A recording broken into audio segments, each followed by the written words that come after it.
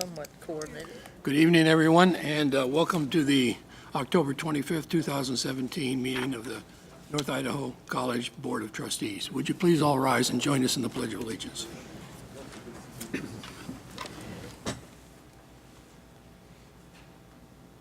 I pledge allegiance to the flag of the United States of America and to the republic which stands one nation, under God, indivisible, with liberty and justice for all.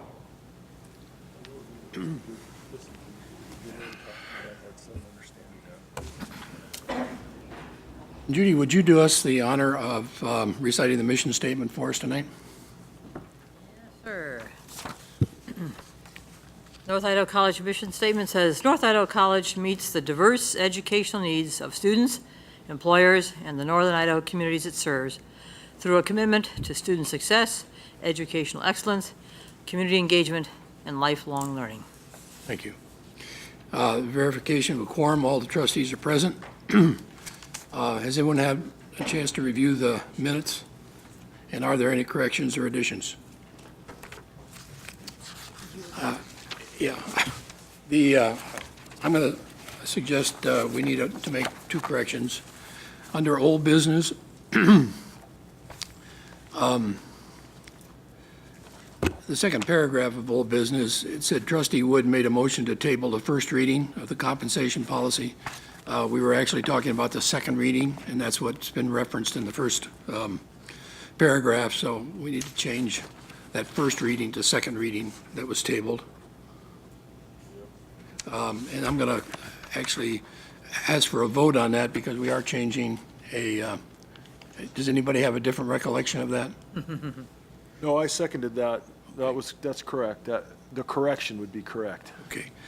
The second correction under the same title, business, I made a motion for a second draft proposal of the compensation structure, and it was seconded by Trustee Banducci, and that is not reflected anywhere in these minutes. So I think we ought to reflect in the minutes that a second draft proposal was moved and seconded, so that was also tabled. Any objection to those changes? All right. No, sir. Any other changes or modifications to the minutes? All right. The minutes will be approved as amended. Our next agenda item is public comment. And not surprisingly, we do have some public comment tonight. We have 12 people that have signed up. And I want to thank you, quite frankly, for taking the opportunity to come in and talk. I know we're talking about compensation policy tonight, and it's an issue that's near and dear to the hearts of everyone here.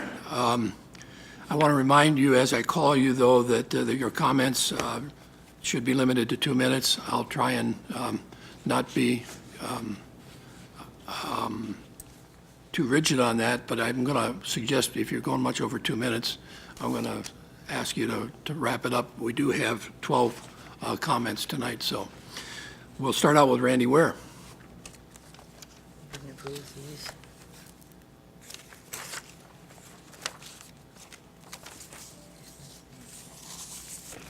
Good evening. My name is Randy Ware. I'm tenured faculty here at NIC. I was asked to come and make a comment about the compensation policy. I did need to be asked, not because this is an important issue for me, but because those who know me well know that at this time of the evening, I am generally doing a full surgeon scrub on a post-dinner toddler. I moved to Coeur d'Alene 6 years ago to start a family. And at the time, I got a small increase in wages, but now I make less than I would had I stayed at my previous institution. While living in a place with 14% higher cost of living and 40% higher cost in housing. My daycare bill for 2 small children on an annual basis costs me the equivalent of 2 years of NIC's full-time tuition. I pay it gladly, quite frankly, because the on-campus daycare center here at an above-average community rate for faculty and staff is part of the reason that I came here. It has a spectacular reputation, and I want that to be noted. As the primary wage earner in my family, step increases decreases my need, annual step increase decreases my need to teach overload contracts, which means I can spend more time with my family. It also means more sections of those needed courses going to adjuncts and affects their finances and their families. It means that my wife will be less likely to need to increase her workload and more family time for her. The policy that I read and agreed to by accepting a position here reads, after initial appointment, advancement on the vertical steps shall be made on the basis of 1 step for each full year of full-time employment at North Idaho College. I'm asking the board to support the compromise put forth by the faculty and staff on the compensation policy. It's important for my family, for our families, and frankly for the North Idaho College family so that we can recruit qualified applicants who are committed to staying here. Thank you, Thank Randy. you. Thank you. Next is Gerald Mathis.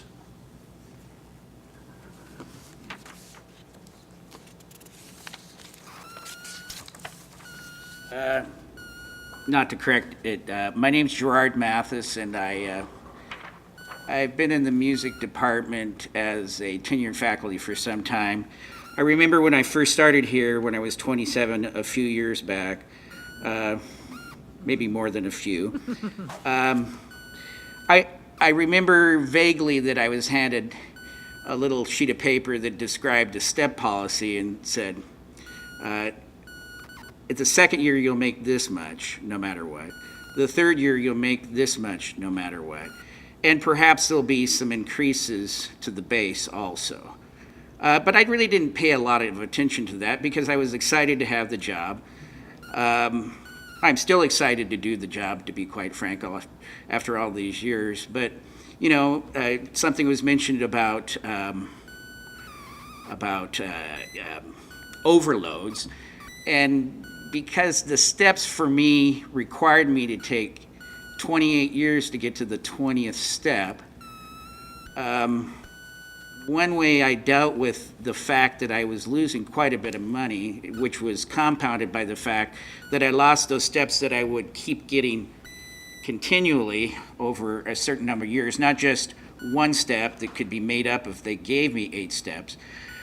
But one of the things that I started to do is accept quite a few overloads, which are not as common anymore because we have less student population. But it was a way that I did extra work. In other words, I went beyond the contract that was supposedly guaranteed. I'm not trying to be complaining about that, but there were things that I did because I had to. I had to support a family.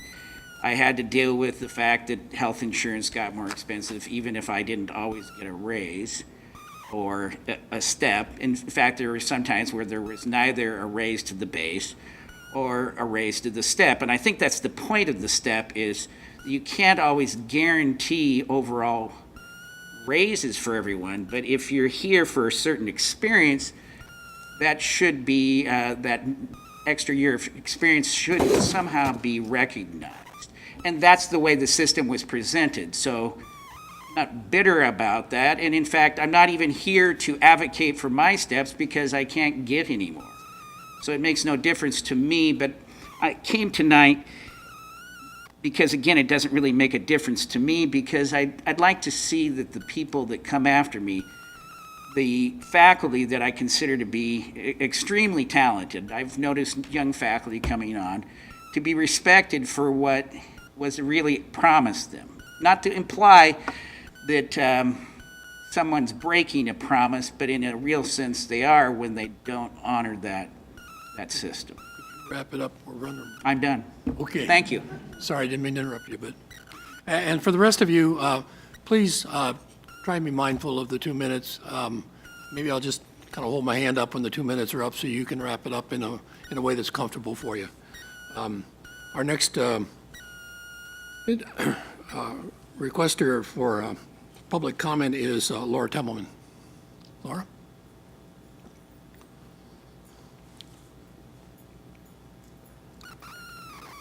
Good evening, Chair Howard, members of the board, President McLennan, and other attendees.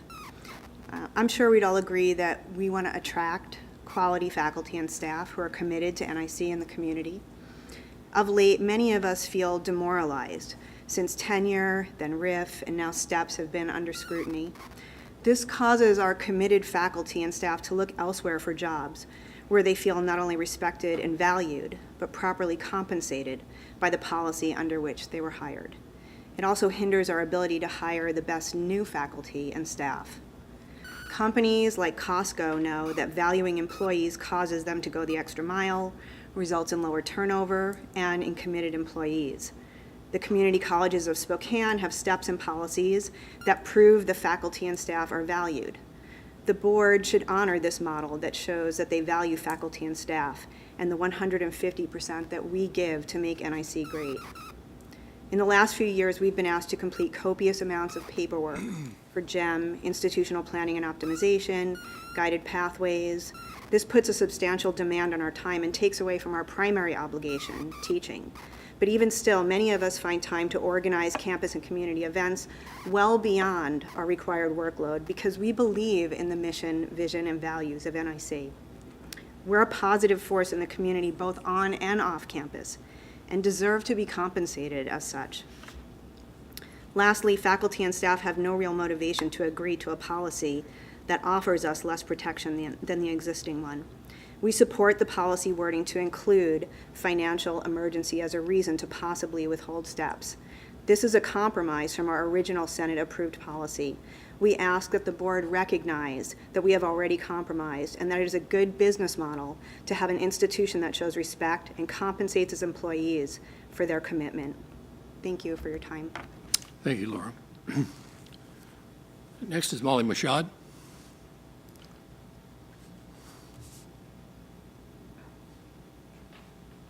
Good evening, Chair Howard, Board, President McLennan.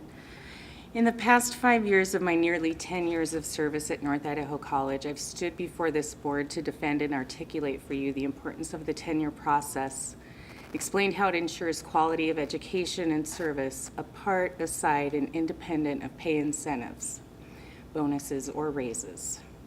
This college hires quality, well-prepared, and exceptional employees in every position on this campus, on the condition of awarding annual steps. Each and every one of us work here because we love our students and our college. I personally left a very lucrative career in marketing to teach here and will never attain the salary that I left in the corporate world. Over the past few years, during debates on tenure, the RIF policy, sabbaticals, and employee compensation, members of the board have called our professionalism, our servitude, our preparation, and our value into question. So on this next occasion, as you consider the verbiage of your proposed update to our compensation policy, I implore you to consider this. These steps total less than 1% of your annual $43 million budget.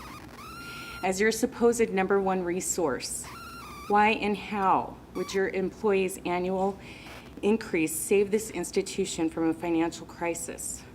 And why would you use any reason other than a financial emergency to deny us steps? As it stands, I would ask the board to be aware of how the last few years have affected our morale. And now on the debate over whether or not the board should commit itself to honoring our steps and the condition of annual steps as a promise upon our hire, except in the case of a declared financial emergency, has left us feeling dispensable and disposable, all for less than 1% of your budget. Thank you. Thank you. Next is Pat Lippert. My name is Pat Lippert. Good evening. I'd like to thank the board, the administration, and the entire college community for this opportunity to speak. I come to you tonight from the land of retirement, which is a fine place. After 26 years here, it appears to be the next right step. I recommend it to all. There, things you want to do are done at your own pace. I have some writing projects and some home maintenance projects, which I gradually do, with the generous help of the ever-present dogs. I sometimes explain my latest writing insights to the dogs, but I'm not sure they have much interest. Still, bless their hearts, they listen with patience and abide with me. I enjoy this condition because I have a good retirement, and I have a good retirement because of the benefits that have accrued to me from those 26 years of work. Things such as our competitive salaries and benefits, our investment in Percy, and our step structures. In fact, for me, the inclusion of these arrangements embodies the justice of our compensation. For these reasons, I think that insofar as there is an attempt to remove any of these, or to remove the force of any of these in our contractual situation, this attempt must be refused. The step structure in particular must be retained, and retained in force in our situation. Finally, and by way of context, any such effort comes to me as one more attempt in a long series of attempts to somehow reduce or disempower the faculty of this college. Beginning 5 or 6 years ago with the investigation of tenure, and continuing through several years of programmatic reevaluations or streamlinings of our institution, it has ever been part of these efforts that the faculty seems to be a problem that needs to be solved. I don't find the problem. In 26 years here, I have found that the problems of any problem people have all been solved, and that the faculty on the whole have always been good people doing a good job for education, which is a good thing in itself. Though quality varies, I haven't found any in their effort or dedication to be what I would call a doorstop. So for these reasons, I would ask that we here reimagine this relationship with the faculty, and let us have a future condition that better celebrates the educators at the heart of education. Thank you, Pat. Next is Jessica Adams.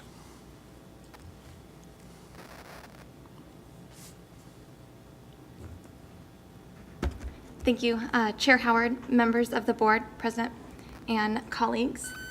Thank you for allowing me to comment today on the compensation policy that you have in front of you to review.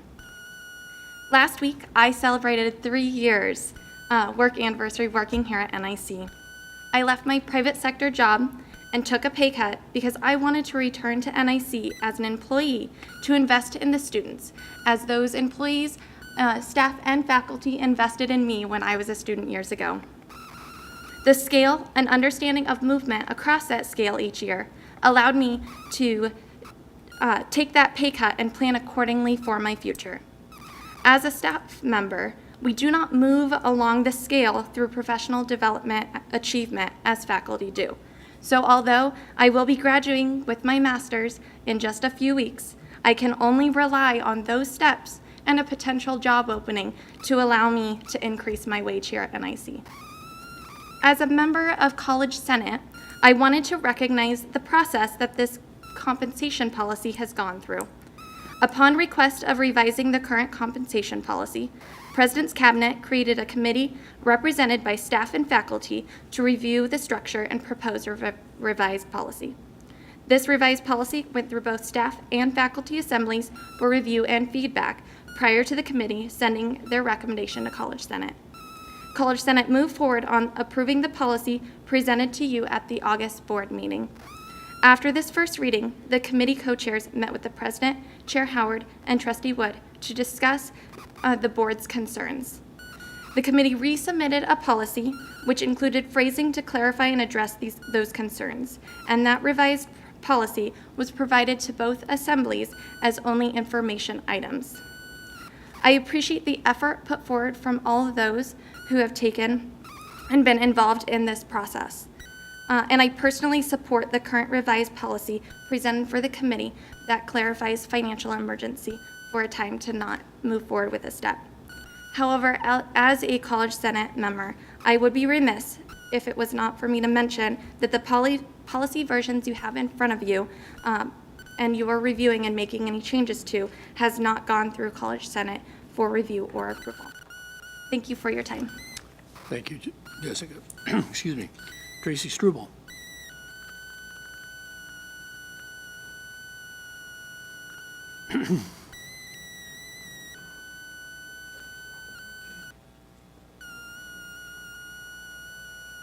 Thank you for the opportunity to speak tonight. My name is Tracy Struble, and I'm a tenured faculty here in the Communication Studies area. I want to thank you again for being able to come here. And NIC is a wonderful workforce that creates a synergy by how the faculty and staff want to give internally to the students and externally to the community. This is what brought me to NIC after a long career in the student services and teaching at another community college. I wanted to be a cardinal. Due to I knew the service learning in my classes and other community outreach opportunities would be supported by other faculty and staff who had the same energy. I use this example only to show the excitement I feel I have experienced working with the faculty and staff here at NIC for the last 5 years. We have a phenomenal workforce. Economically, NIC does a great job looking at the long term, and we know that retaining faculty and staff in the financial interests of any institution due to this is smart business.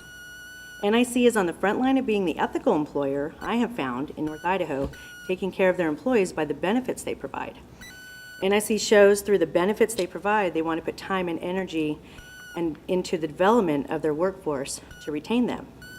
In my research before coming to NIC, I felt the hiring wage was the norm, and more importantly, I knew that there were the opportunities to move in my professional pay via the steps in professional development that was offered. The heartbeat of any institution is the workforce of the institution, serving the important people in our community, and in our case, this is our students. It is important to weigh out the short-term effect of not honoring steps each year to the long-term effect of creating a culture where the faculty and staff feel they can keep doing what they do best, which is taking our time and energy to serve the on and off-campus community in many ways, which has been talked about tonight.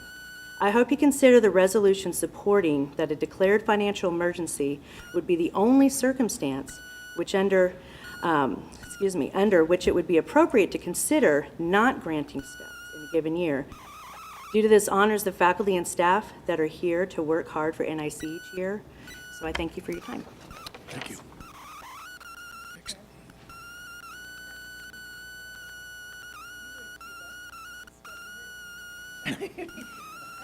So distracting. I don't know what it is. Bill Richards. Chairman Howard, members of the board, President McClendon, President's Cabinet. I'd like to encourage you to accept the revised proposal of the compensation policy for the following 2 points that I'd like to make. The first point is, over 30 years ago, I received tenure here, and I've had tenure for over 30 years. And I chose the position at NIC at the time, in 1982, comparing a position with Shell Conoco, the Department of Defense, which I can't talk about, and another position. And I looked at the salary step schedule, knowing how I would progress year to year. And I compared the 2.5 times difference in starting salaries, but knowing I would progress made the distinction for me. You speak about not having objections against the step schedule, but if you don't honor it every year and you don't put in the clause about financial emergency being the only reason you wouldn't honor it, you basically aren't really honoring a step schedule.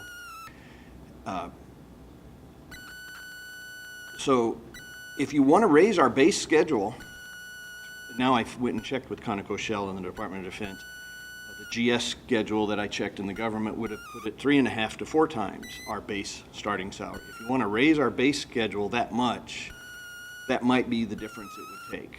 Point 2 is kind of the elephant in the room. This is the only issue in the college budget where the board is asking for such micromanagement control, and it is less than 1/10 of 1% of the budget.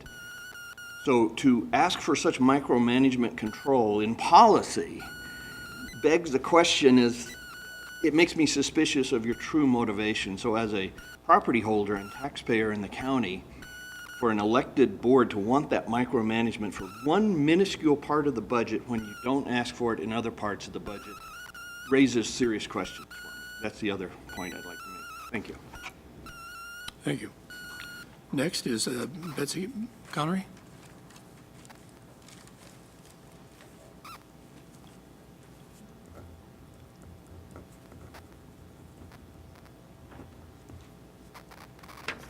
Hello, good evening, everybody. My name is Betsy Connery. I first began working at North Idaho College as a staff member in 1988. A long time. I've been here most of my adult life. I'm here tonight to speak with you regarding the value of approving a compensation structure policy that supports annual advancement. We all understand the value of compensation and fiscal planning. NIC's compensation structure and the movement through those structures are imperative to fiscal planning. While the structures themselves are only tools, the defined movement through those structures is what allows for future planning.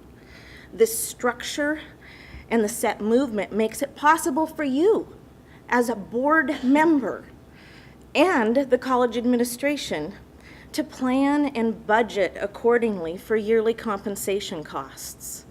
Likewise, an employee's financial decisions and planning directly relate back to this anticipated advancement through the defined step system. During the last week's workshop, I mentioned the example of someone who makes a decision to accept a job here at NIC. They want to work here, knowing that they're going to have to take a pay cut as a result. That happens, across all industry as you move. But that decision to work here, as people have already alluded to, likely hinges on the planning for how long it's going to take them to reach a previous wage as they move through this system. In this case, this example, it's important for the employee to know their current compensation, but it's also important to know how and when the future structure movement is going to occur. During my employment, there have been years when compensation levels did not increase, and years when raises did not exceed benefit cost increases. Decreased net earnings and compensation compression are often the result, and NIC has no policy, no aid in the recovery of that kind of compensation loss. An employee never recuperates from the loss in movement or compression, and that's why it's so important to promote a policy for annual advancement. I'll wrap up in just a minute, Ken. A defined annual advancement allows employees to plan and budget for those very important life events: marriage, families, buying homes, education, aging family care, health care, and retirement. Faculty and staff acknowledge that the policy wording may need to reflect that there may be a time when college-declared financial emergency warrants the withholding of step advancement. Financial emergency should be the only reason not to honor such an agreement. With that, I ask that you recognize the value and vote your support of a compensation structure policy that allows employees to plan and budget for annual compensation advancement. It is a policy that matters. Thank you. Next, Joe Jacoby.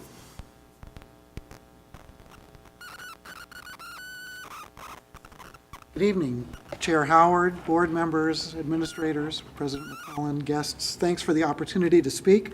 And again, I'd like to speak about the compensation policy and urge you to pass the proposed revision where it's in policy that we would only revoke steps or not fund them in cases of financial emergency. There are three reasons. One, our funding is always uncertain. If we only fund it during years when it's certain, it may never happen, because if enrollment is up, it usually means that the economy is down and state funding decreases and our funding is uncertain. If the economy improves, as we've seen happen here, it usually means that enrollment decreases, so our revenue goes down and our funding is uncertain. So we can't rely on certainty. Two, when past administrators and boards treated steps as discretionary, the relationship between the employees and the administration and board were extremely negative due to high levels of distrust. And I saw people who I respected in all of those groups not getting along. I would hate to see us go back to a time of contentiousness and distrust based on a vote on this policy, because that's always been that bone of contention. 3, when we've seen what it looks like when steps become discretionary spending, they oftentimes don't happen. Shortly after I was hired full-time, a fellow faculty member talked about after working here 10 years, he had less buying power than he did when he started. We do not want to economically penalize the people who come to work at North Idaho College and fulfill its mission for the citizens of the 5 northern counties. We ask you to trust us and keep this in policy. Our actions deserve the trust. We have earned it. We have never punished the college when it hasn't funded steps. And we've tried to be good citizens, and we work hard for the college. And so I would ask you to vote for that amended policy with financial emergency. And if I leave, it's not because I don't care. I have a rehearsal to get to. Thanks so much for your time this evening. Thank you, Joe. Michelle Lippert.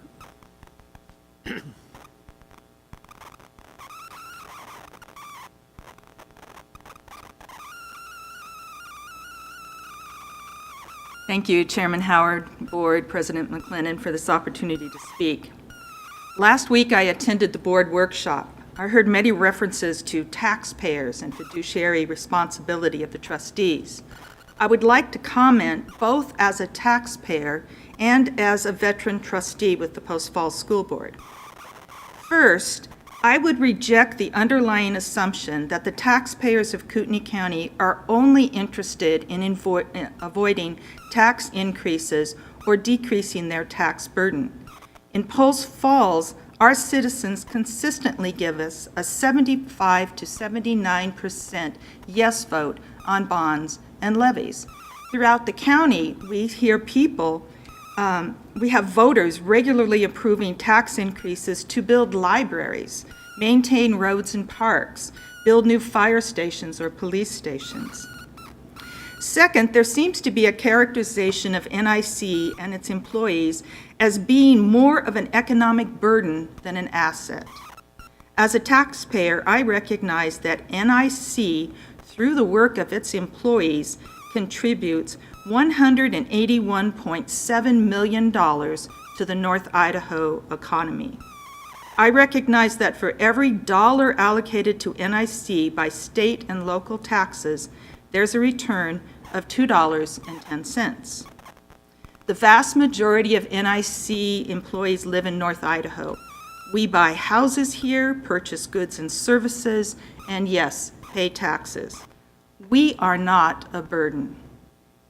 Like you, I have a fiduciary responsibility to the citizens of Post Falls. Yet I have other responsibilities as well. I have a responsibility to ensure that the salary schedule is followed and that employees feel respected and honored for their work. Post Falls failed to follow the salary schedule once in 2009. State funding had dropped and our fund balance was at zero. This decision was made in collaboration with our employees. The very positive relationship between the board, the administration, and the employees made this decision possible. As a board, I believe you have a responsibility to build a better relationship with your employees. We acknowledge that in the case of financial emergency, NIC might very well be forced to withhold the steps. This policy, as amended, states that. Passing this policy would be the first step to repairing that relationship. Thank you. Thank you, Michelle. And last commenter is Karen Ruppel.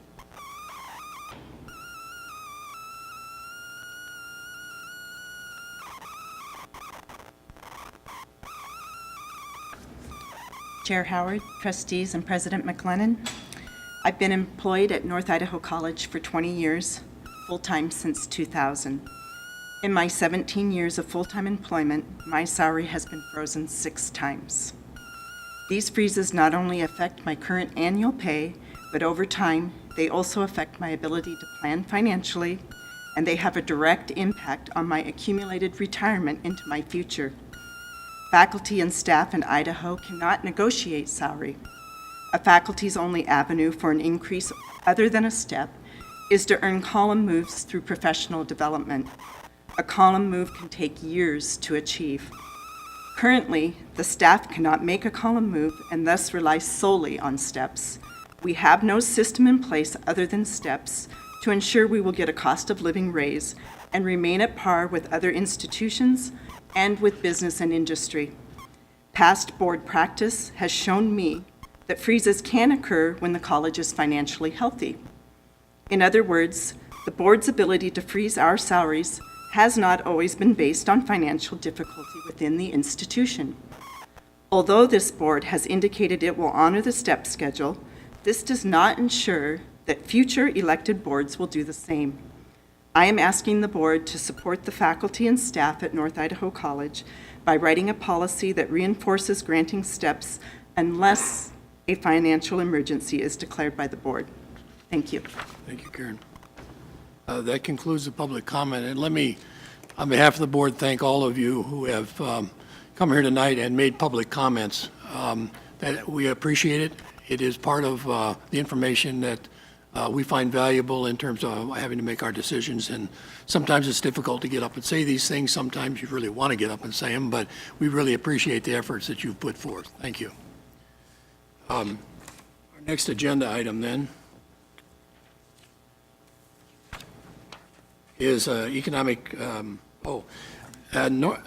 normally we have a celebrating success segment. We're not going to have that this evening. Beth Ann Fuller was called away and she was going to be making a celebrating success presentation tonight. So we'll go right on to a special report on economic impact. Sterling Smith. Yeah, I'll go ahead and start and ask Lori to introduce our guest in just a second. Although I was really thrilled to hear Michelle reference, I think it was our past BMSI economic impact study data from that. So there you go. There's one of the values of doing this work. But generally it's to communicate the economic impact value, impact on our students and our community, the work that we do. More importantly, what would it look like if we weren't here? And so, Laura, you want to introduce our guest? Thank you. Good evening, Chair Howard, trustees, President McLennan, and Mr. Lyons. It is absolutely a great pleasure to introduce our special guest this evening. And just as a reminder to couch all of this conversation is that NIC, we truly change lives. And our goal and our role here is to make an absolute difference and create those success stories for our students, our staff, and the communities we serve. And making that difference on our region's economy as well. And so it's important for us, as President McLennan said, to share the economic value story about what we bring to the 5 northern counties of Idaho. So it's been an absolute delight to get to know this professional that I'm about to introduce. His name is Sterling Smith. He's an economist with MZ, which is the Economic Modeling Specialists International company and organization that we here at NIC have used over the years. The last time that we did an economic impact study and report was 5 years ago, back in 2012. And so Sterling's going to share a little bit more about NIC's impact and the strong return on investment to our stakeholders. Welcome, Sterling. I'd like to thank President McLennan and the board for having me here this evening. And as Laura mentioned, I'm going to be talking about the college's economic impact and the return on investment that it creates for its stakeholders. Many of you have a document there in front, a couple of documents there in front of you. And I'd just like to say that it's nice to be up here. I'm from Moscow. That's where our company is based. However, we actually do economic impact studies not only within the state of Idaho, but actually across the globe. We work in the UK, we work in Canada and Australia a little bit, and then all across the United States doing impact studies for colleges to demonstrate the value that they create for their local community. And in this case, we're going to be talking about what type of value North Idaho College creates for the 5 northern counties of Idaho. And so with that, I'm just going to jump into what the report really entails. So we have two pieces, and these two pieces are really giving us a picture of the activities of North Idaho College. The first piece being an economic impact study. The economic impact study is pretty simple, actually. What we're really looking at, as President McClellan said, we're looking at if the college did not exist, how much money would the 5 northern counties of Idaho lose? And so that's really what we're looking at. The second piece is an investment analysis. The investment analysis is looking differently. It's looking at your stakeholders and what is the return on investment that your stakeholders can receive. Of course, for the college, stakeholders being students, taxpayers, and then the wider community as a whole.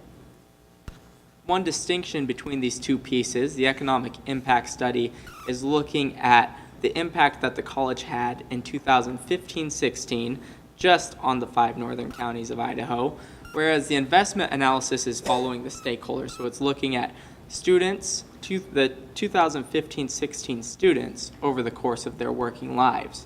So it looks like that we have some students in the room today, so it's looking at all the work that they did in 2015-16 school year and looking at how they benefit over the entire course of their working lives moving forward, as opposed to the impact study, which is looking at today. The study is really, it's a regionalized study. We're pulling in information about how much students can expect to earn once they leave the institution. We're pulling in information about occupations and industries within the region to understand how money spent in the region really affects the economy and how the work you do to serve taxpayers and students, how that money also affects the local economy.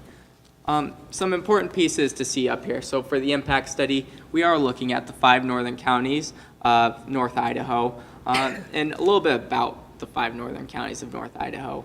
The GRP, also, you guys are probably familiar more with the term GDP, but GRP is really just the same thing as GDP, just for a little region here. So the GRP for the 5 northern counties of Idaho is $8 billion.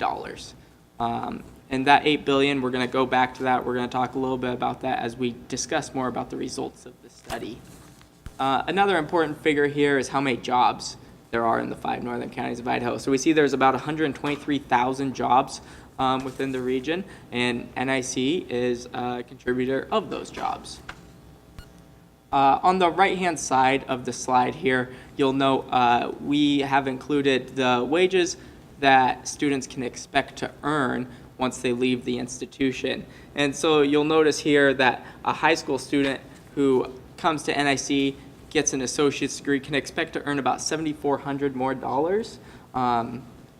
every year over the course of their entire working life. So it really adds up, and we're going to talk about the return on investment that students see. And this number will come back, that $7,400. I'll bring that up again as we look into the results more.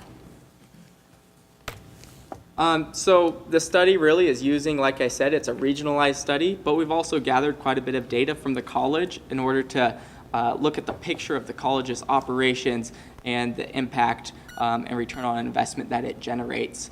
Some of these pieces of information I'm going to talk about right now because they're important to understanding how we got the results that we did.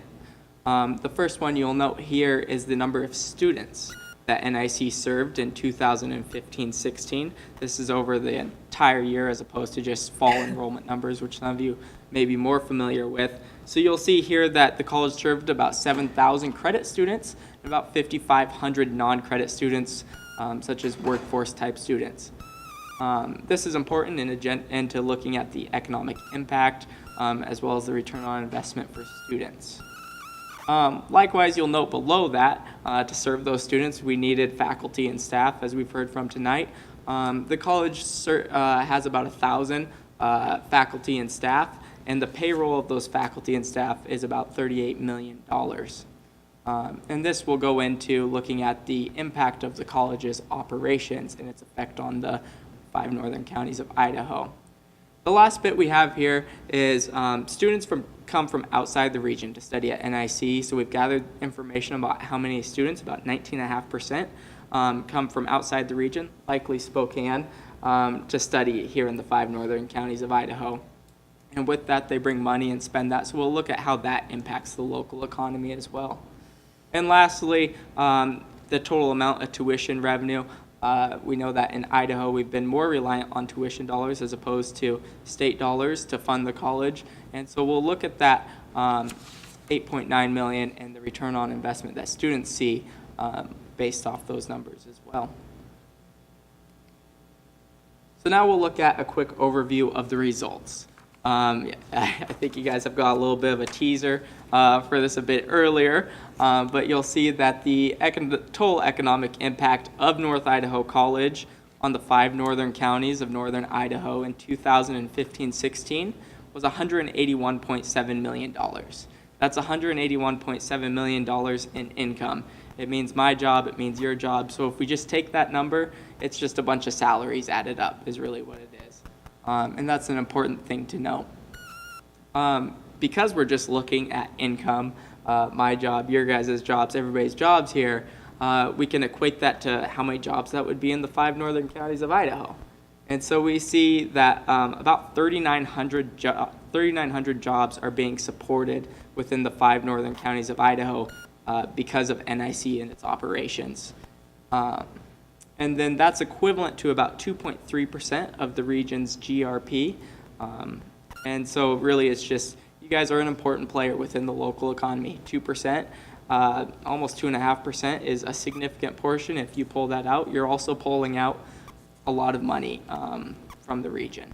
And so that's really the point of the impact study, is to see what you guys add and what you guys would take away if you guys did not exist. We have 2 other pieces of information here with the investment analysis. So we see that students can see a rate of return of 12.7%, and taxpayers will see a rate of return of 5.7% based off of the income that students will earn over their working lifetime.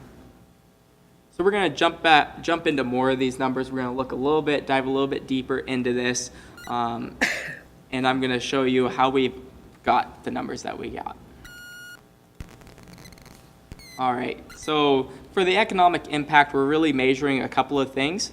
We're measuring the impact of the college's operations, the student spending, which we looked at, which I talked about some of the data that went behind that earlier, the construction expenditures of the college, and then also the alumni that are still living in the region and generating more income.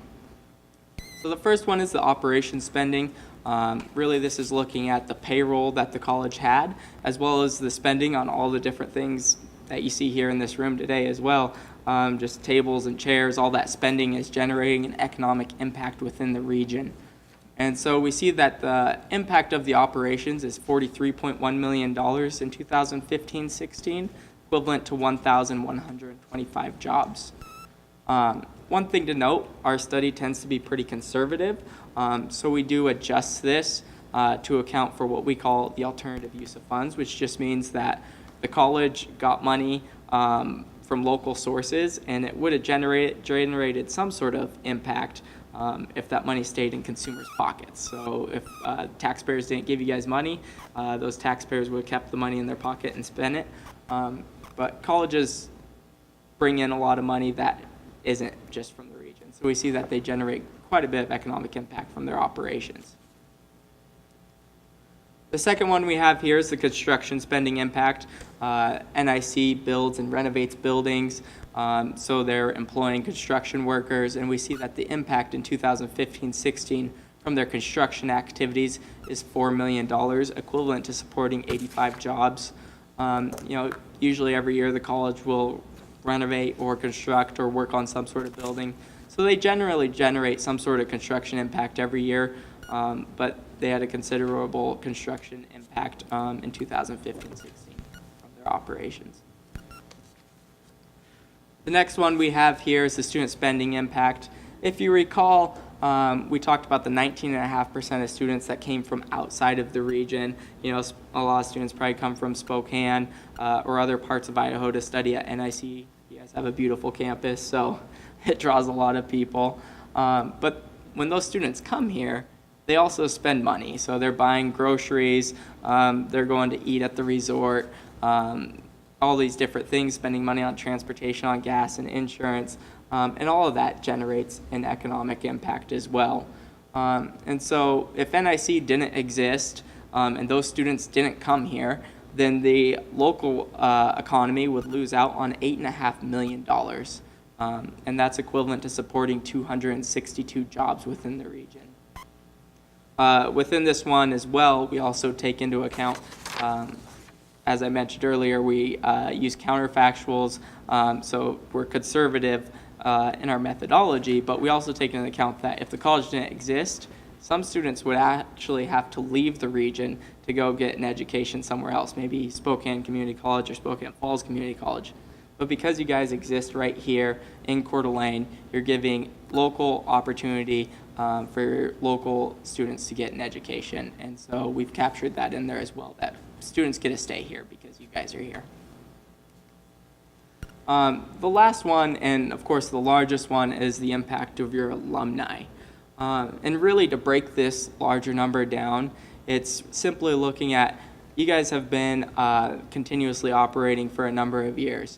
And so we're looking at how many students you guys have put into the workforce and how much more money they are earning because they came to NIC and got an education, got the skills that allow them to get higher paying jobs.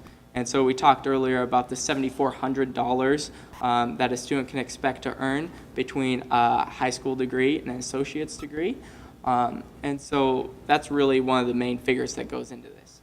So students come here, they leave with an associate's degree.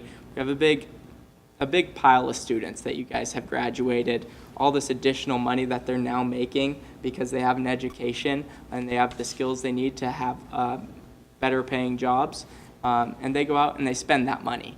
And not only do they spend that money, they also make businesses more productive because we know that businesses are in business to generate a profit. So for every student that they hire from NIC, that student is going to work and they're creating additional output. You know, if they're a welder, maybe making more boats, for example. And so that's really what this is. It's looking at the higher earnings and increased business productivity of the college's alumni. Again, this one, since we apply a conservative methodology, we've adjusted this one to account for alternative education, which just means that some students could have gone outside of the region to get an education and then came back to the region. So we've adjusted this number downward to account for that. And then also some businesses, you know, they're going to generate more output. They could have brought in workers from outside the region and brought them here to generate that additional output. And so that's the other adjustment we make to this number.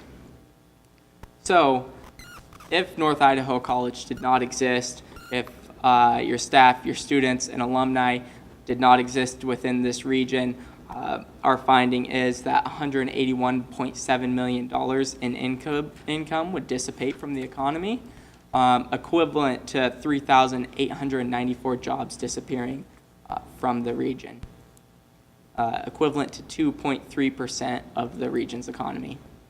And so one of the things that you'll note here, we actually looked at the impacts by different industries. So we've taken the college's students, mapped them to the different jobs that they're likely to enter based on their degree, and then the different industries based on those jobs. And we see that, you know, some of the top places that the students are going, manufacturing industries, government non-education, that would be, for example, maybe like the VA, and then accommodation and food services. We know we have the resort right there, you know, Schweitzer.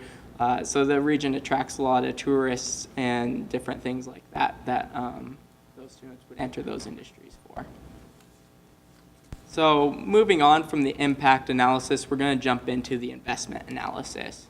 The investment analysis, like I said, is looking at your stakeholders and looking at what type of returns you guys generate for your stakeholders, those being the students, taxpayers, and the wider society as a whole, the local community here. And so, like I said, this is following people over the course of their working lifetime. So we've calculated what benefits students, for example, could see over their working lifetimes and discount it back to today to see how they fare as an investment. So from the student perspective, of course, we know students come to NIC because they want to earn more money, they want a better job, they want a better life for themselves. And so that's really the main benefit to students, is that they're going to be earning more money over the course of their working lifetime. We talked about that $7,400, keep bringing that one up, and so that's an important figure.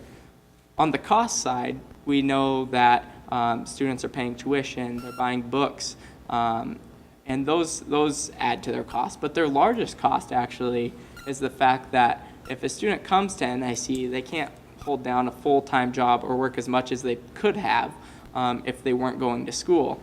I know that when I was thinking of going to college, you know, do I want to enter the military or do I want to go to college? And so that's, you know, a common thing that lots of students think about before coming to NIC, and that's certainly a lot of money on the table. So between the tuition and what we call the opportunity cost of learning, the opportunity cost actually makes up the much larger portion of the student's investment.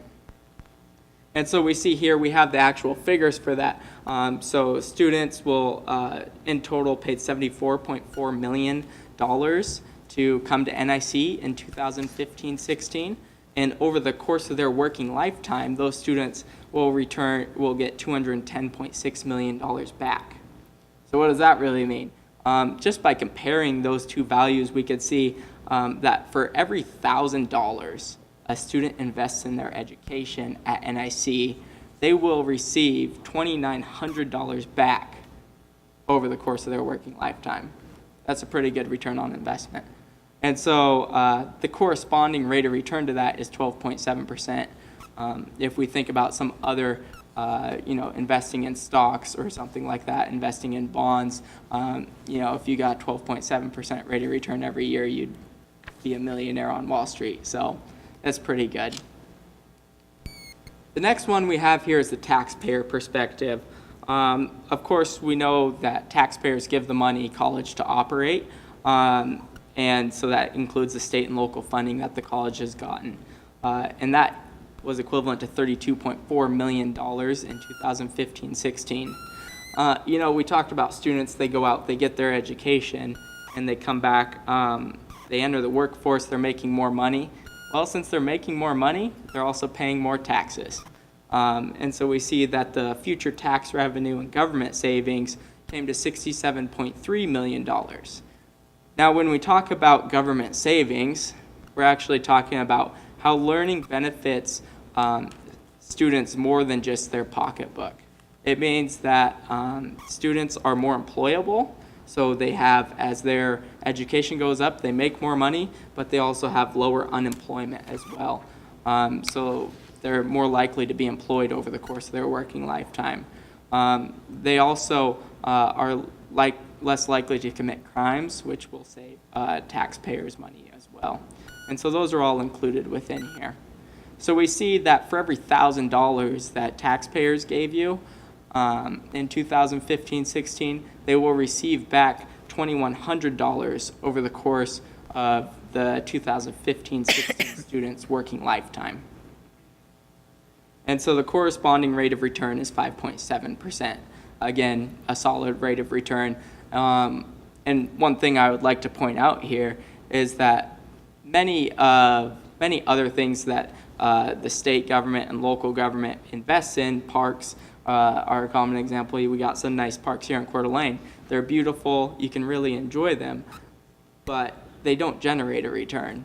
You know, besides making the city more beautiful, they don't generate more money every year like an investment in NIC does. So.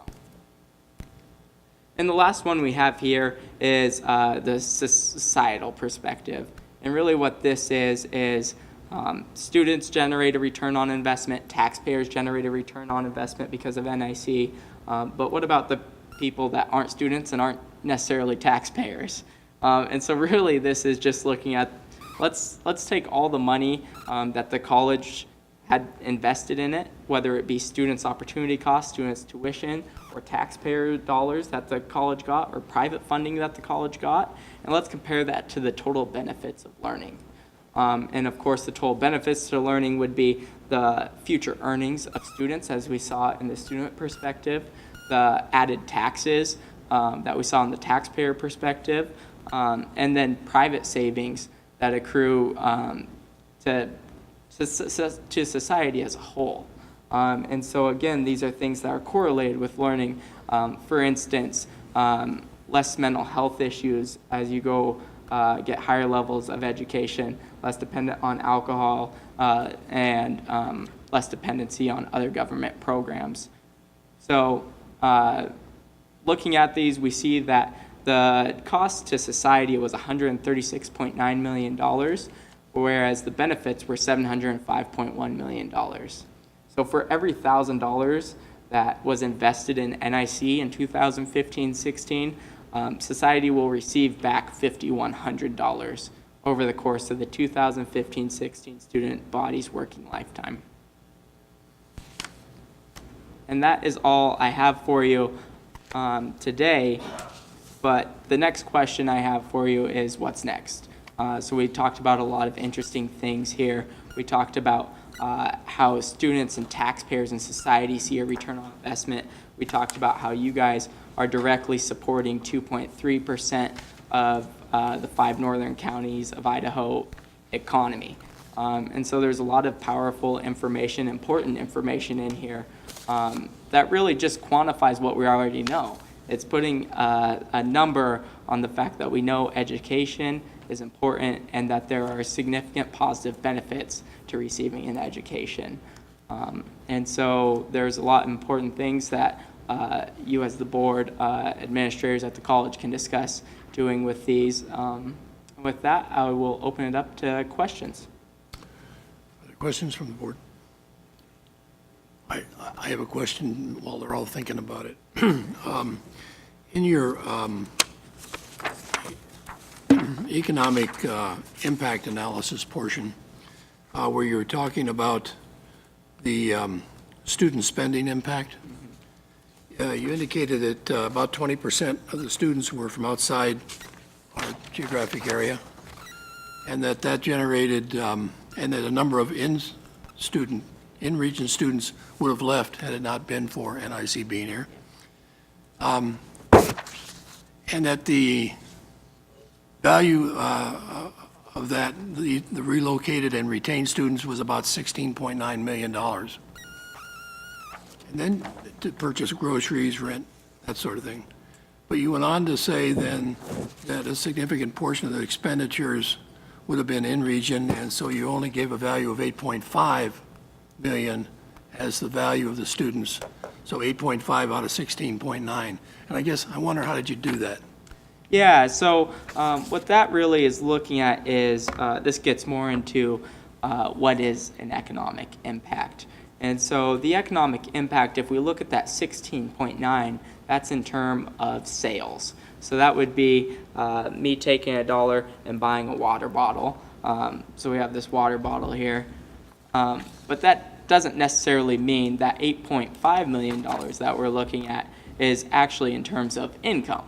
So if I go out and buy this water bottle from the local gas station, I spend $1 on it, a portion of that $1 will stay within the region to pay the clerk that I just bought it from.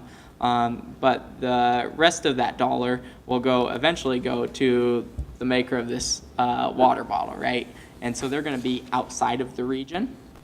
And so that 16 million is in terms of sales, which means it was spent, but it didn't necessarily stay within the region directly. The results that we show in this study are in terms of income, so that's money that directly stayed within the region to pay the salaries and wages and business profits of people within the 5 northern counties of Idaho. Does that make sense? Yes, thank you very much for the explanation. Any other comments or questions?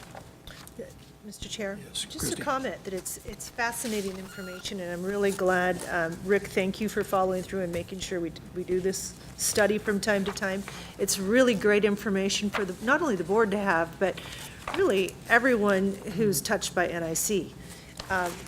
Just the numbers are, just kind of mind-boggling, the impact that we have in each category. So, really great work. Thank you for this. It's very thank you. informative. Your question, yes, Judy, did you have a question? Not really much the question, is a similar thought. There was 5 years ago that this was done before. 2012, yes. So it's helpful to me now I would like to go back and look at any changes that have occurred, or what have we learned from, are there any trends here that we should be thinking about? But it is very helpful to, at least at this moment, understand the business of being in the education world. Yep, and I believe Laura does have copies of the old report, but your guys' impact has increased. As you guys have grown, got more students, and, we look at a certain time period of your alumni, so more alumni are within the region, and all these different things are going into creating more of an impact. So each year, you guys are generally creating more impact as you guys continue to grow. And to follow up, I think the concept, it's a snapshot. It's only one chunk of time out of many years. Exactly. So is this the second study that's been done, or have there been any more than that? Is there one? I think this is the third report that recollecting, NIC has. I think probably about 4 or 5 years prior to the 2012 study, you guys had another one done as well. It might be helpful on the way. I'm not sure. To think about it. Does it really teach us anything? Or how do we get ready for the next growth activities? So I would ask the administration to think about that in terms of if we have a 3-year study, are there any graphs there to be learned from? Sterling, in response to your question, like, okay, where do we go from here? Now that we got this information, what do we do with it? I'm assuming that the administration will be coming to us with some suggestions, and I want to thank you very much for the report. And it's probably not the end, but the beginning of something. Absolutely. So We're just thank you. over in Moscow, so. Appreciate it. All right, thank you, guys. Our next agenda item is the constituent reports. Caleb, you're up first. Raznik.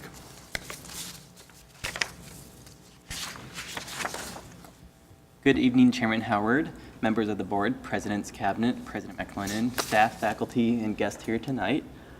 I brought a few individuals with me, and if they could stand up when I talk about their projects so the board and staff and faculty can get a face with the name and the project associated, that'd be excellent. So first off, I'm going to talk a little of Senator Sarah Haas. Senator Sarah Haas has been working on completing the President's Wall, and she's actually establishing a connection with a past senator from last year to kind of figure out exactly what they were planning to kind of combine the ideas and finish that project, so that will be very fun to hear. Senator Martha Barb, who is here also, she has already started the project for St. Asnick, which is kind of a December event that we put on before we officially leave for the semester, and it's really exciting to hear. You're already opening applications already pretty soon.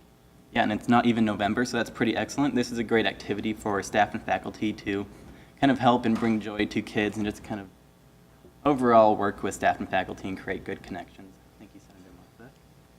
Senator Allison Albritton, who couldn't be here, has already completed the grant halfway for 40 calculators for the tutor center, which is going to be excellent because they ran out. So hopefully she gets that done pretty soon and we can turn it in because they are due on the 9th of November. Senator Emmeline Kitterman, who is here also, she had to alter her project from before. Right now, she's focusing on internships on NAC's website and creating the better pathways of finding them so that students, after they graduate, can find internships that pertain to their degree. Senator Ben Anderson has been working pretty hard. He is on the ITTPC committee, which is Information Technology Policy and Planning Council. He sat on the committee and they looked at some of their policies, and so Ben Anderson got some experience looking at policies, such as what we're doing tonight a little bit, and it was great to hear that he got that exposure.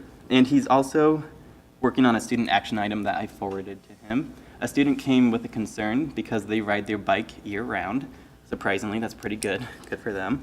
What they wanted was bike cover for all the bike racks out there, so that will be a great project, and Ben has just started that. Senator Elizabeth Miller could not be here, but she is very much looking forward to her meeting with Lita Burns in the subcommittee to look at all student evaluations for all classes and instructors. That will be great to hear the movement on that, so thank you, Lita, for putting that on. Senator Edwin Amador, who could not be here, has been advocating for the career services on their upcoming career market by engaging with students and raising awareness. He's also been working with the International Students Club to kind of move forward his project for an international student orientation on campus. So international students come in, will have an orientation for themselves so they can feel better at home and better acquainted. Senator Peter Soderberg, who is here, has been recruiting students for the student delegate position. ASNC has a few committees that we always sit on, and because of him, he's so far had 4 students join committees, and he has 3 more meetings coming up, which is great to hear because then we get to engage with different students and get different diversity and demographics on our committees. Thank you, Peter.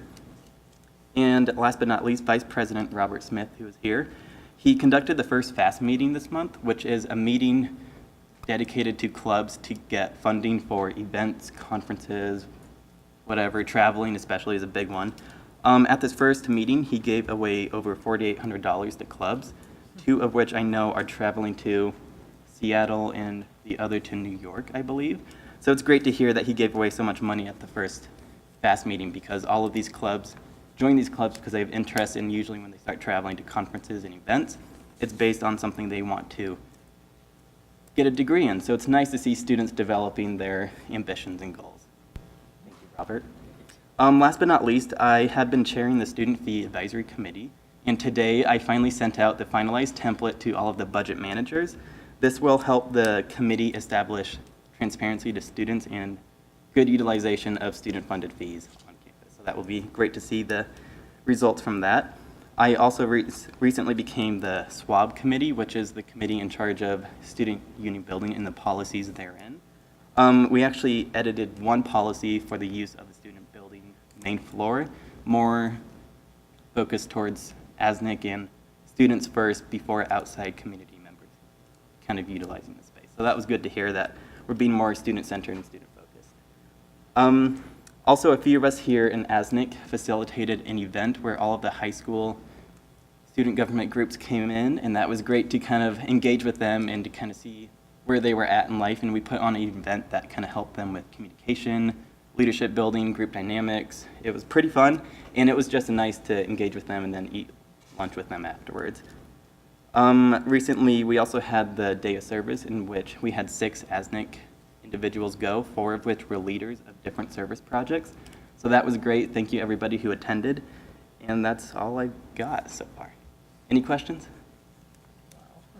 Thank you. Thank you. Next report of Staff Assembly, Susie Dean. Good evening. I have to say, it's always rough following Caleb. Makes the rest of our reports seem very light. This month in our staff assembly meetings, first off, we had a presentation from Eric Kirchhoff in the testing center, and he kind of gave us an overview of all the new changes, the new setup since they've made the move. They've got a lot more room. They've got some private rooms, which is very nice for some of the people that work better in tests in private rooms than in the large bays. And he's got a lot of things planned going forward. I think he's going to do some really great things. Then we had a presentation from Larry Briggs, the Dean of General Studies. First, he went over the guided pathways and where we stand right now, the significant number of the General Studies curriculums mapped already, and CTE ones are ongoing. We followed that up. He brought us up to date with the Common Start Time initiative, where they're trying to standardize student schedules so that they're kind of have a standard start and end time throughout the week. Should help students have an easier time coordinating all their different schedules, getting their classes scheduled. The last thing we did then was pass and review the following resolution.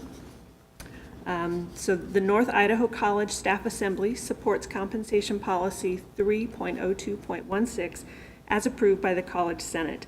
Only in the event of a declared financial emergency would it be an appropriate justification for not considering the granting of steps. The Staff Assembly also proposes that data from market studies should only be used to inform decisions to increase the compensation structure base and not whether steps are granted. I would just add one comment to that. I've been in human resources now at NIC for 9 years, and amongst all this conversation, there's one thing that I want to make sure stays highlighted, and I know that you're all aware of this. We have a great group of employees. They're dedicated to the students. They're dedicated to each other, clearly. They're dedicated to this institution and to this community. And I just want to make sure that everybody is aware of that, because it really makes it a great place to work. And that's all I have.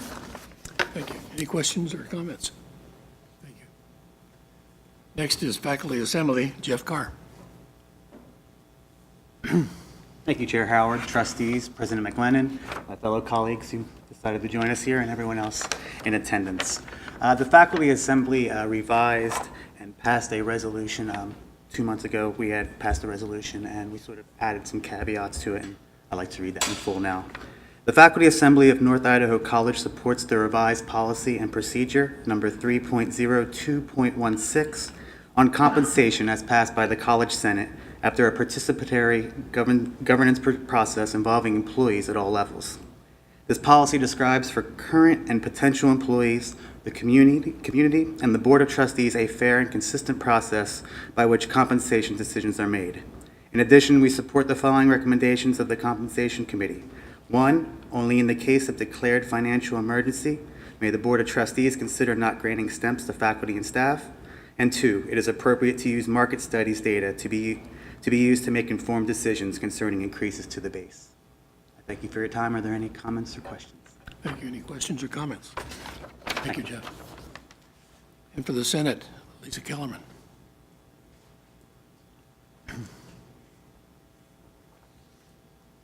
Good evening, Chair Howard, trustees, President McLennan, and guests. The Senate has held 2 meetings since the last Board of Trustees meeting, so I'll summarize both of those tonight. During the September meeting, we were able to meet all of our newly elected student senators, so that was nice to see. We didn't have any new business at the September meeting, but we did have a discussion about the clarity and agreement between the Senate bylaws and then the NIC policies and procedure manual. And so out of that discussion, we did decide to form a subcommittee to look deeper at concerns and to suggest edits to the Senate bylaw language to make sure that the relationship between the bylaws and the policy and procedure manual is clear. At the October meeting last Thursday, we again had no new business. We did briefly discuss the Board of Trustees compensation policy workshop that was held last week, and we did talk about Senate's role in proposing policy and procedure to college administration. And we had the subcommittee report regarding the Senate bylaws, and we talked about our progress to draft clarifications to bylaw wording. Are there any questions I can answer? Any questions or comments? Lisa, thank you very much.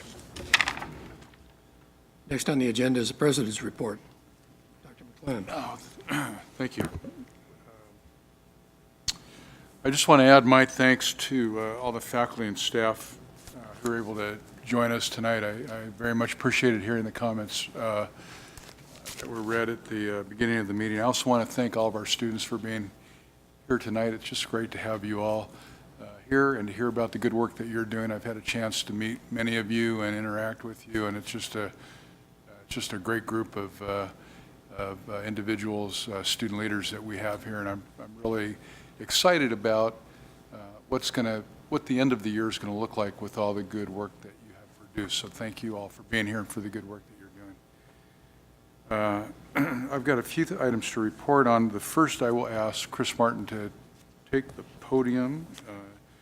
I was asked for an update on the collaborative use facility, and Chris is going to go ahead and give you an update on that. Lots to share.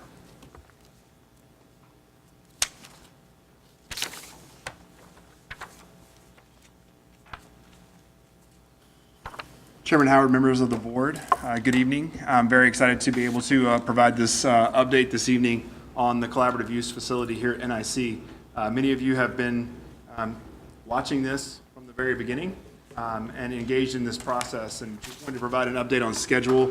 I provided a packet to you tonight. It has the schedule, it has the current construction budget and the costing from Rowan and Associates, as well as the rendering and the progress sets.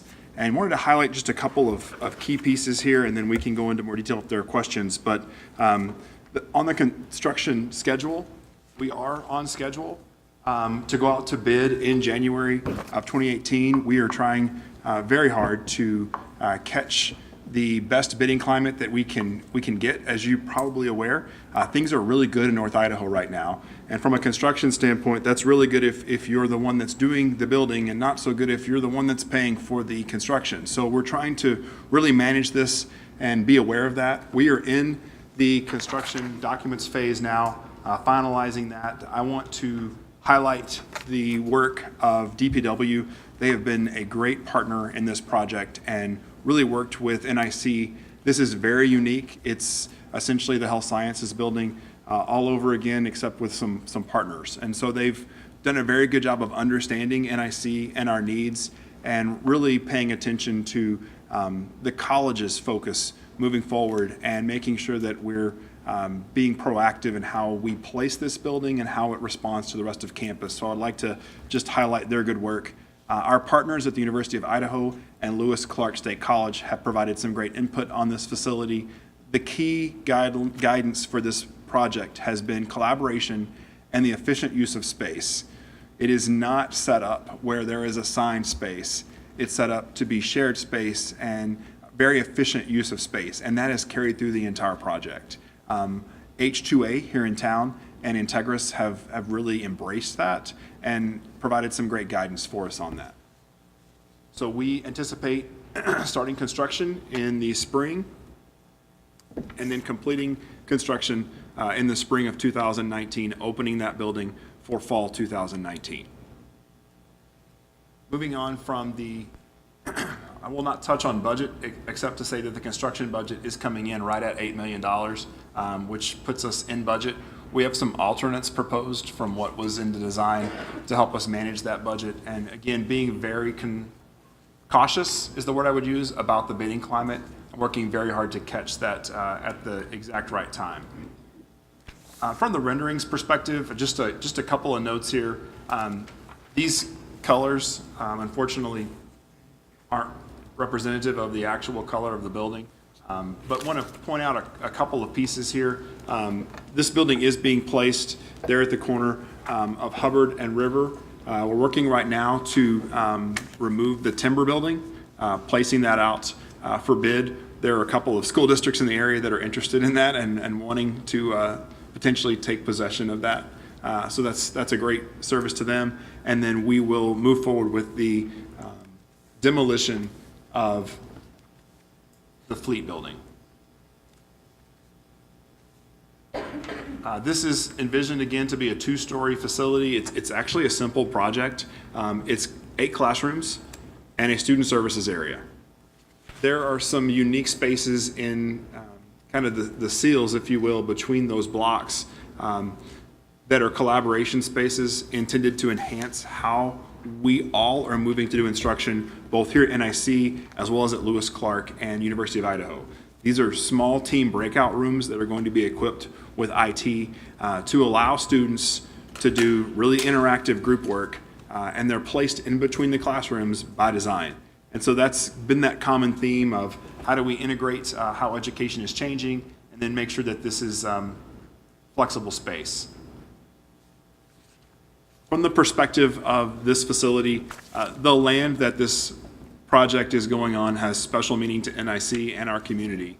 And so one design aspect is to really ensure that we're honoring the heritage of the Coeur d'Alene tribe, but specifically to this piece of land, the impact that timber has had on North Idaho. Since this was a mill site, there is a greater use of wood in this building than we've seen on our campus intentionally, to pay homage to the site.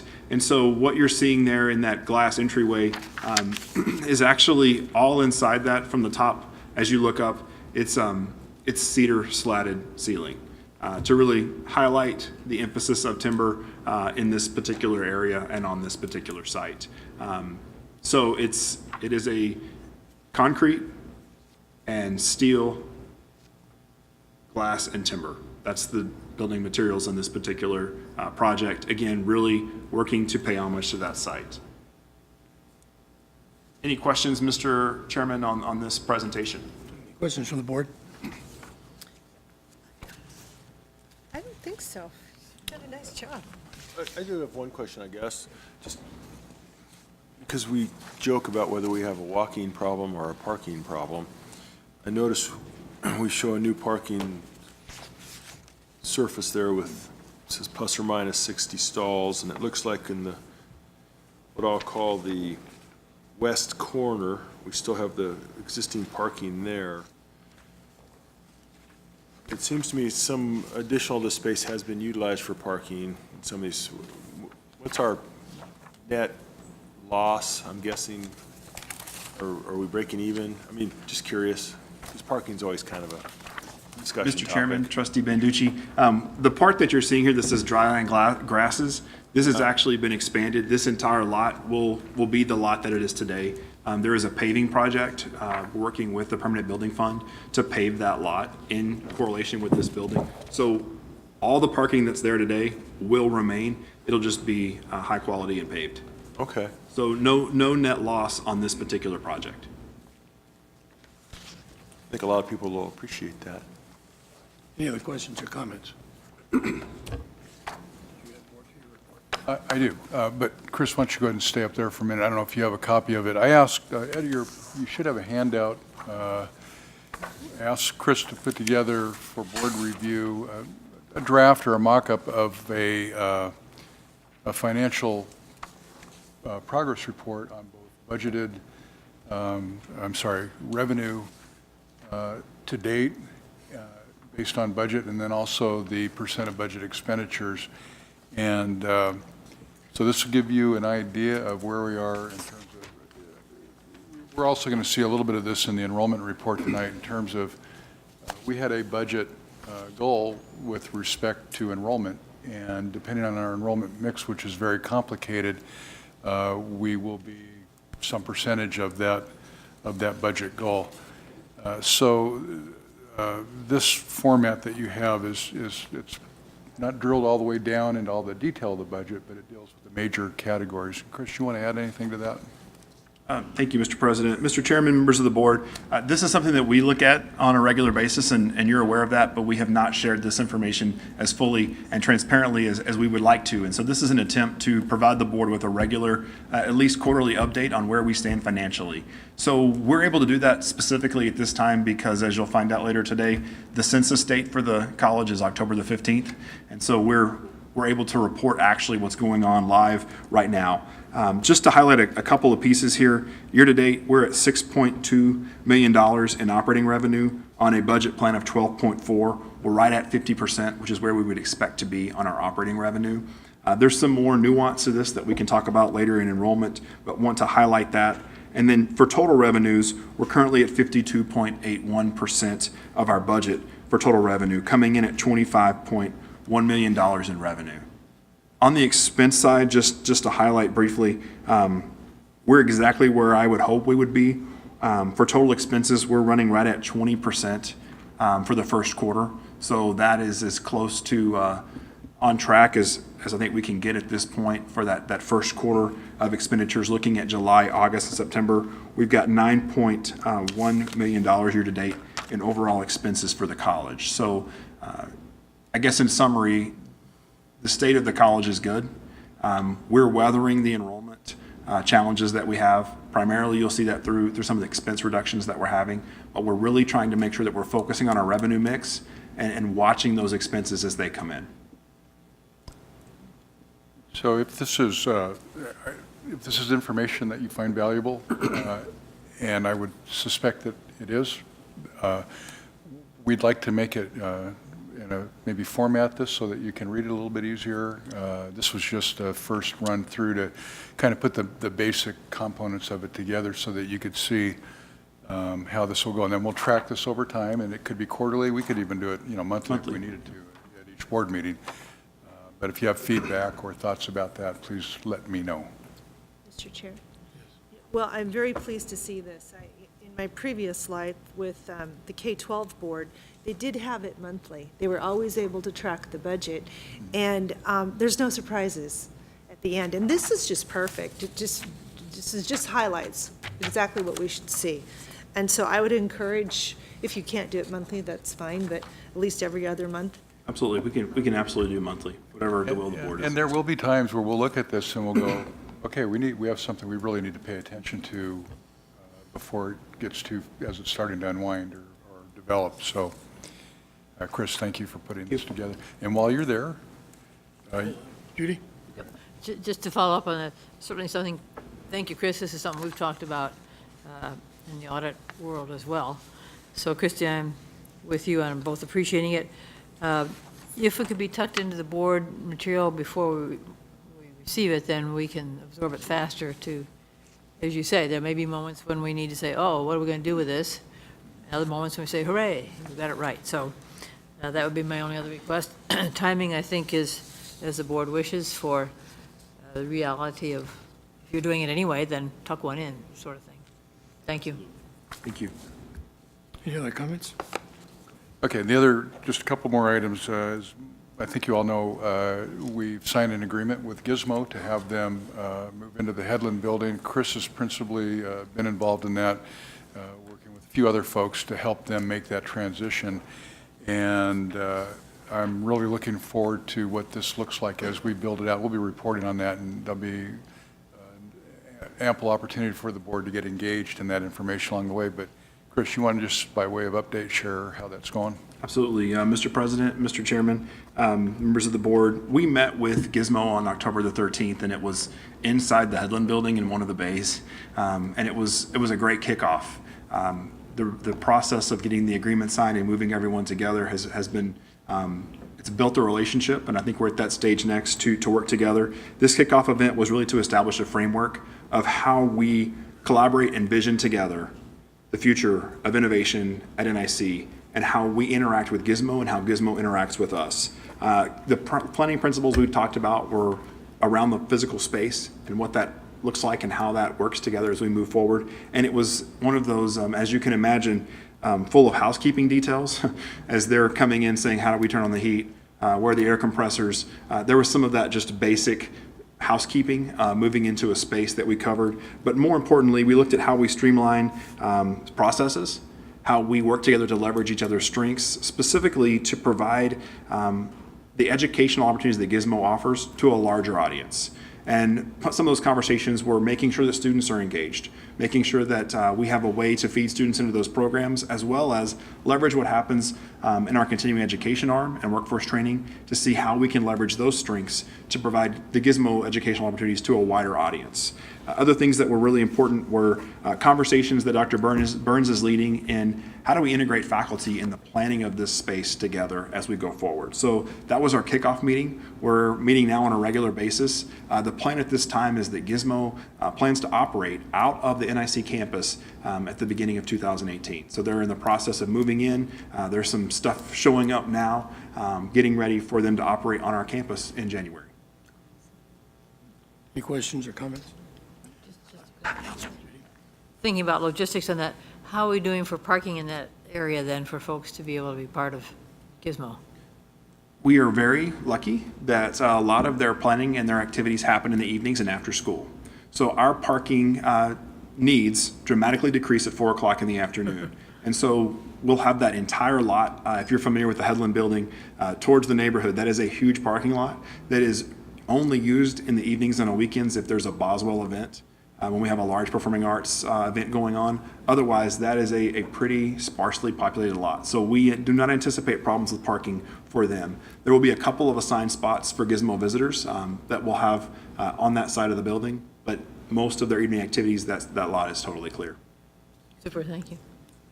Mr. Chair, I was hoping President McClellan, first of all, thank you for the Gizmo report, but I think it's great, but it sparked a question I was wondering if you would report on. We hired Ryan Arnold. What I know of Ryan is, well, my son knows him and speaks very highly of him, and we plucked him out of the private sector for this position, but it kind of relates to that. Well, I wasn't sure if I'd get that question tonight or not, but my plan is to bring Ryan here next month. Okay. And to have him there's a lot of work on the foundation in terms of the values and the goals, and what we're looking at, Gizmo being a piece of that, but around supporting entrepreneurship and innovation, and what we're kind of the way that's developing, and some of the ideas and concepts around that. And so whether it's in the Celebrating Success or an information item that we'll have, but the plan is to have Ryan come. Great. And I'll help with that as well, but there's a lot there. Ryan did a really nice presentation yesterday to the management team. I went through a slide deck that kind of demonstrated some ideas. Some are very firm, some aren't, about some direction, but generally the idea being with our community college mission of open access, how do we make access to the kinds of services around innovation and entrepreneurship and that learning dimension accessible to a wider group of people. Gizmo is certainly going to help us get there, and the efforts of Ryan Arnold as well. But Good. more to follow. Yep. Good, thank you. I have a question, I think, just generally, we've now embarked on this relationship with Gizmo.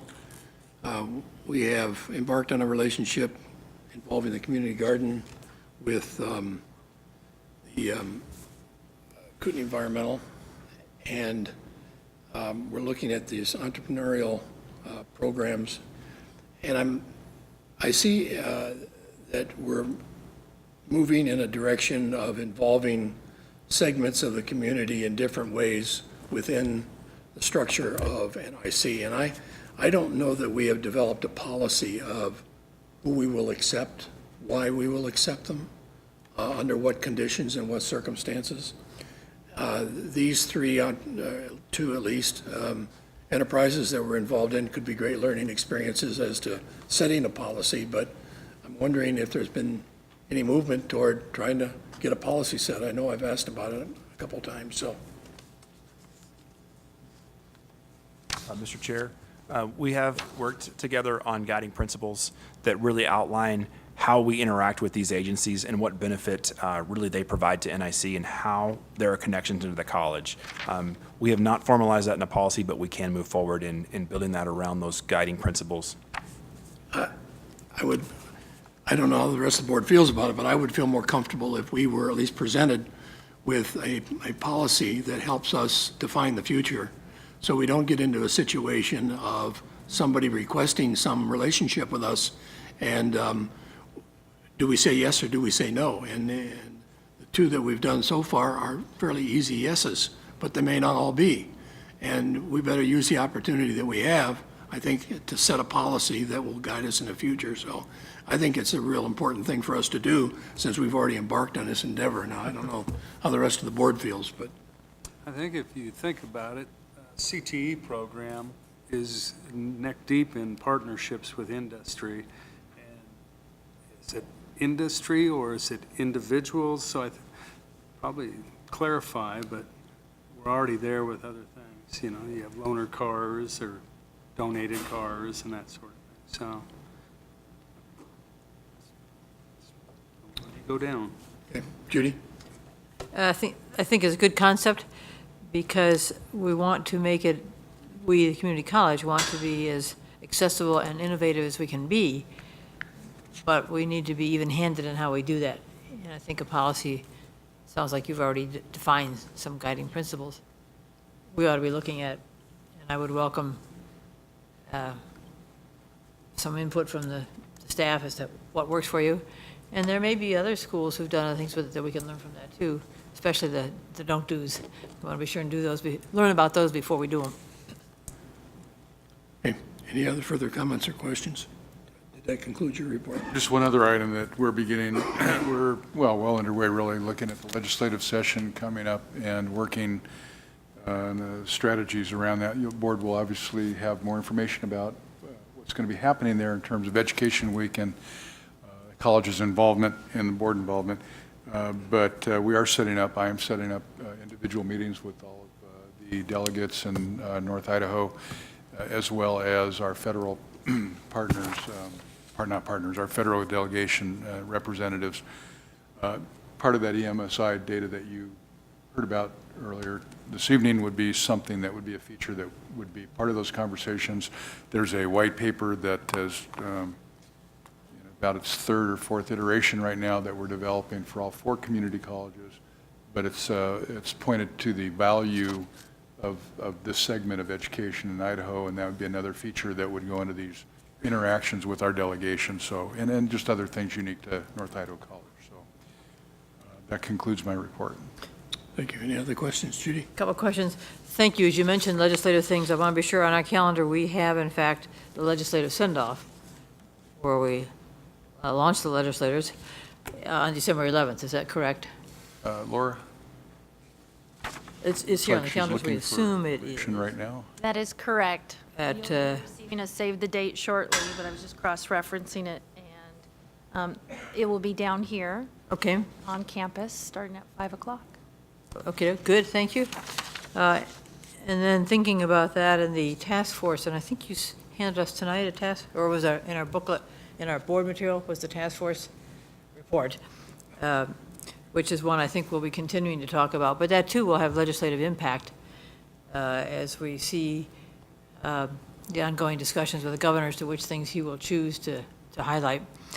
And so maybe by December we'll know more about that, which means our November board meeting, if we know anything that we want to be sure to highlight.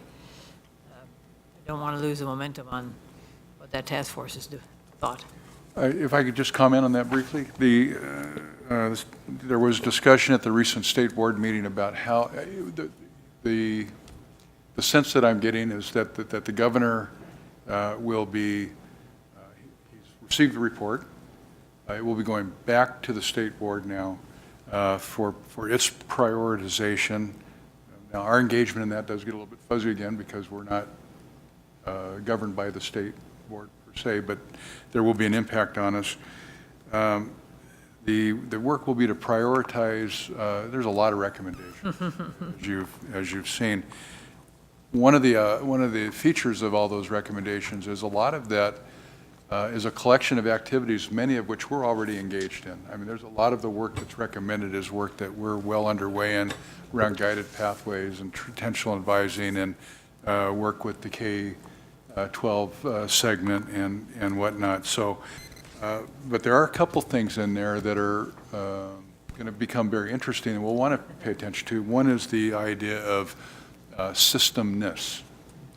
And you know, it's primarily in the context of the four-year institutions, but it's something that we will want to consider, and there may be some value for us to think about what our engagement will be with some of those things.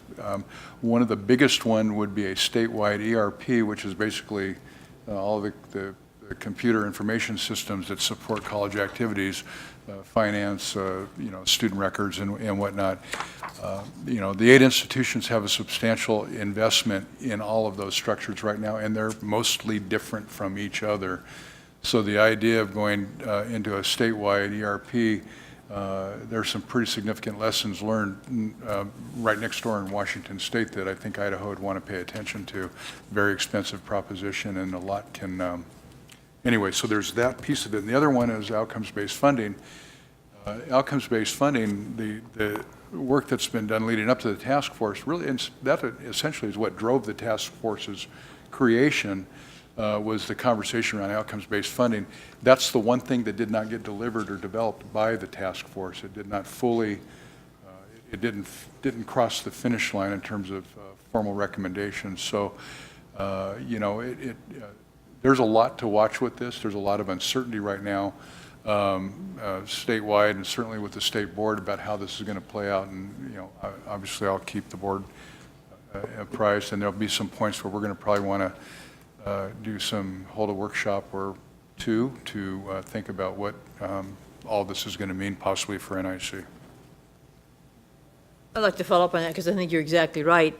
And although we are not directly overseen by the college, by the state board, I think it's really important, especially with a new 4th community college, that we be actively engaged in what the legislature is thinking about doing, because the ripple still will come back to us. And that systems-wide financial aid accounting is something that I poked at on the state board 20 years ago or so. And it's been a frustration because I think, although expensive, it would give us better data statewide. And that helps us even at the community college level, even as we look at enrollment now and all the various, what the community colleges are doing and how we can learn from each other with a consistent system for how to understand what each group is doing.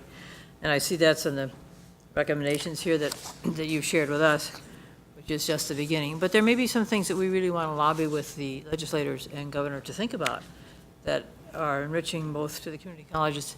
And then the very factor that we send folks on to four-year school means we as a board, I think, need to be very proactive in what would be good for our students here, which can be done through legislation or governor's leadership. Okay, any other comments? That concludes your report? It does. Next agenda item is the KTEC report. Todd? Yes, sir. We actually had an unusually long meeting today. Usually we're done within an hour. But there was a lot of reason for that, and it was a very productive meeting and a lot of good things going on. As we talk about the college and our facility out there adjacent to KTEC, I'm pleased to announce that today there was approval of hiring of an instructor for collision repair. So instructor is being put in place and working with Cal DeHaas out there. And apparently it's a former student. It's been out in industry and has come back into the fold. And so everybody's very excited about that. I don't want to say too much. I'm hoping he's been notified by now since the decision was made earlier this afternoon. But anyway, so that's exciting as we're working that. And there's a number of initiatives. Doug Anderson was there, and he and Colby are working on a number of things together. It's just exciting to see the integration between the college and KTEC.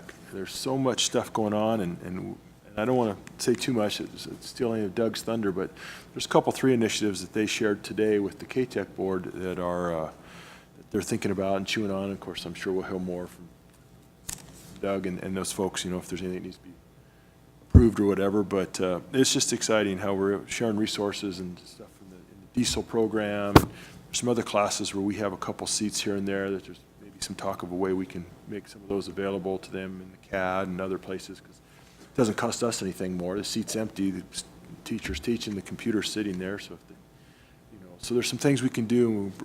Again, some synergy and some value, and maybe helping those folks out a little bit. Just a great partnership. Just very exciting to hear some of the different things being considered. And again, here we go with our collision repair program, where we're walking kids across the street, taking the class at our college facility. And they've picked up half of that instructor, paying 50% of it. So today happened to be the day we got the report from Magnuson McHugh on their annual audit. And it's double thumbs up.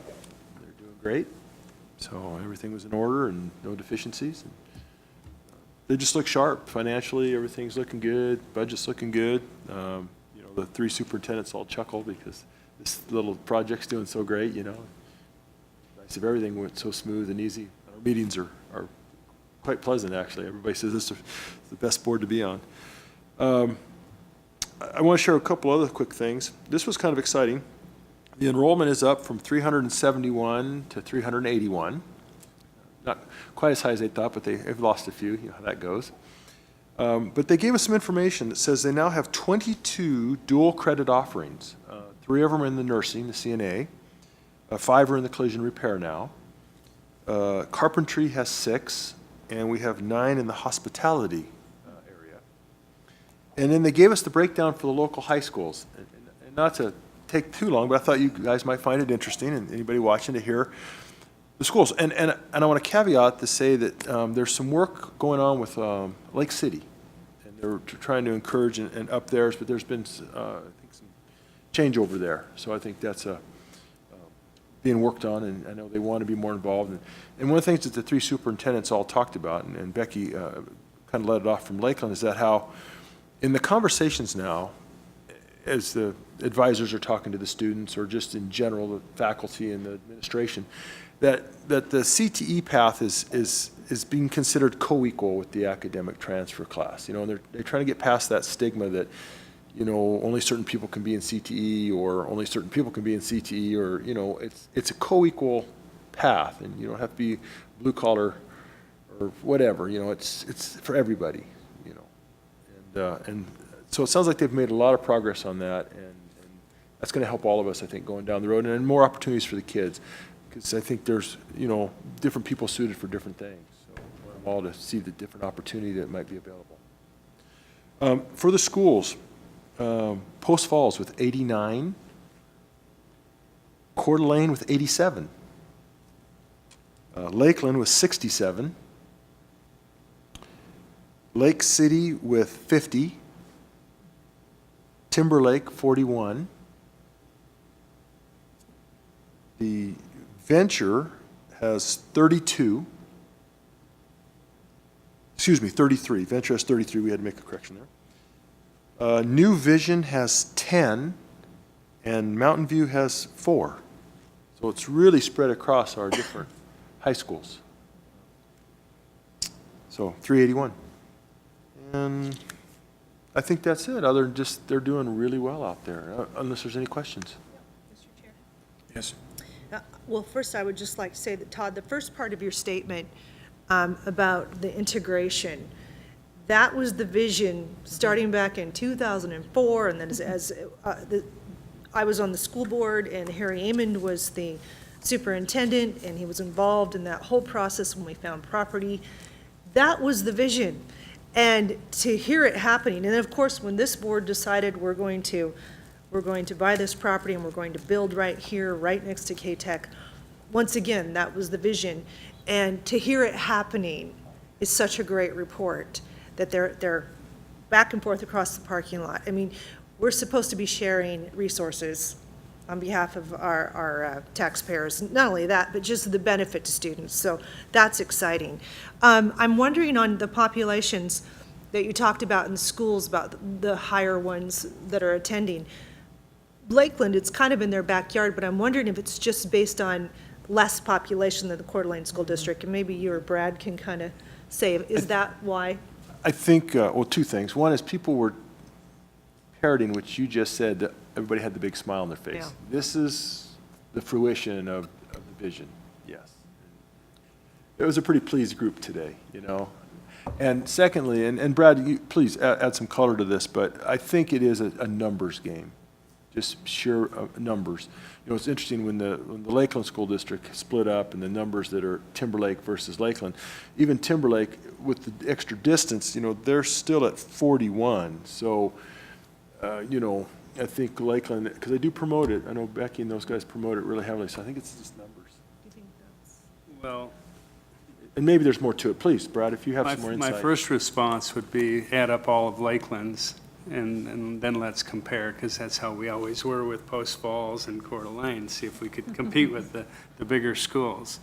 The comment that I really liked that you said was, in terms of recruiting students out to K-Tech at this point, it isn't that it's the old shop classes. And I think that'll pay dividends down the road for NIC as well, is once we can get kids out to K-Tech and we have that synergy between the two buildings and kids are walking across, it's going to be less of a barrier. And then when you start reporting the return on investment, we've had that talked about tonight, the return on investment on a program that a kid comes out with skills that they can become a productive citizen, it's many people go get their bachelor's or master's and then go back to get a skill so they can eat. So just the things that have happened and are taking shape together out there, and having yourself in those meetings and Doug Anderson out there sitting at the same table, I think it just pays huge dividends on alignment and getting kids from their high school to visioning where they could be in a career, and having NIC to say, okay, we can get you there. It's a bargain, and it's something that I know that Joe used to say that, the college seldom would build next to a high school, but having done that, I think the best days are still ahead.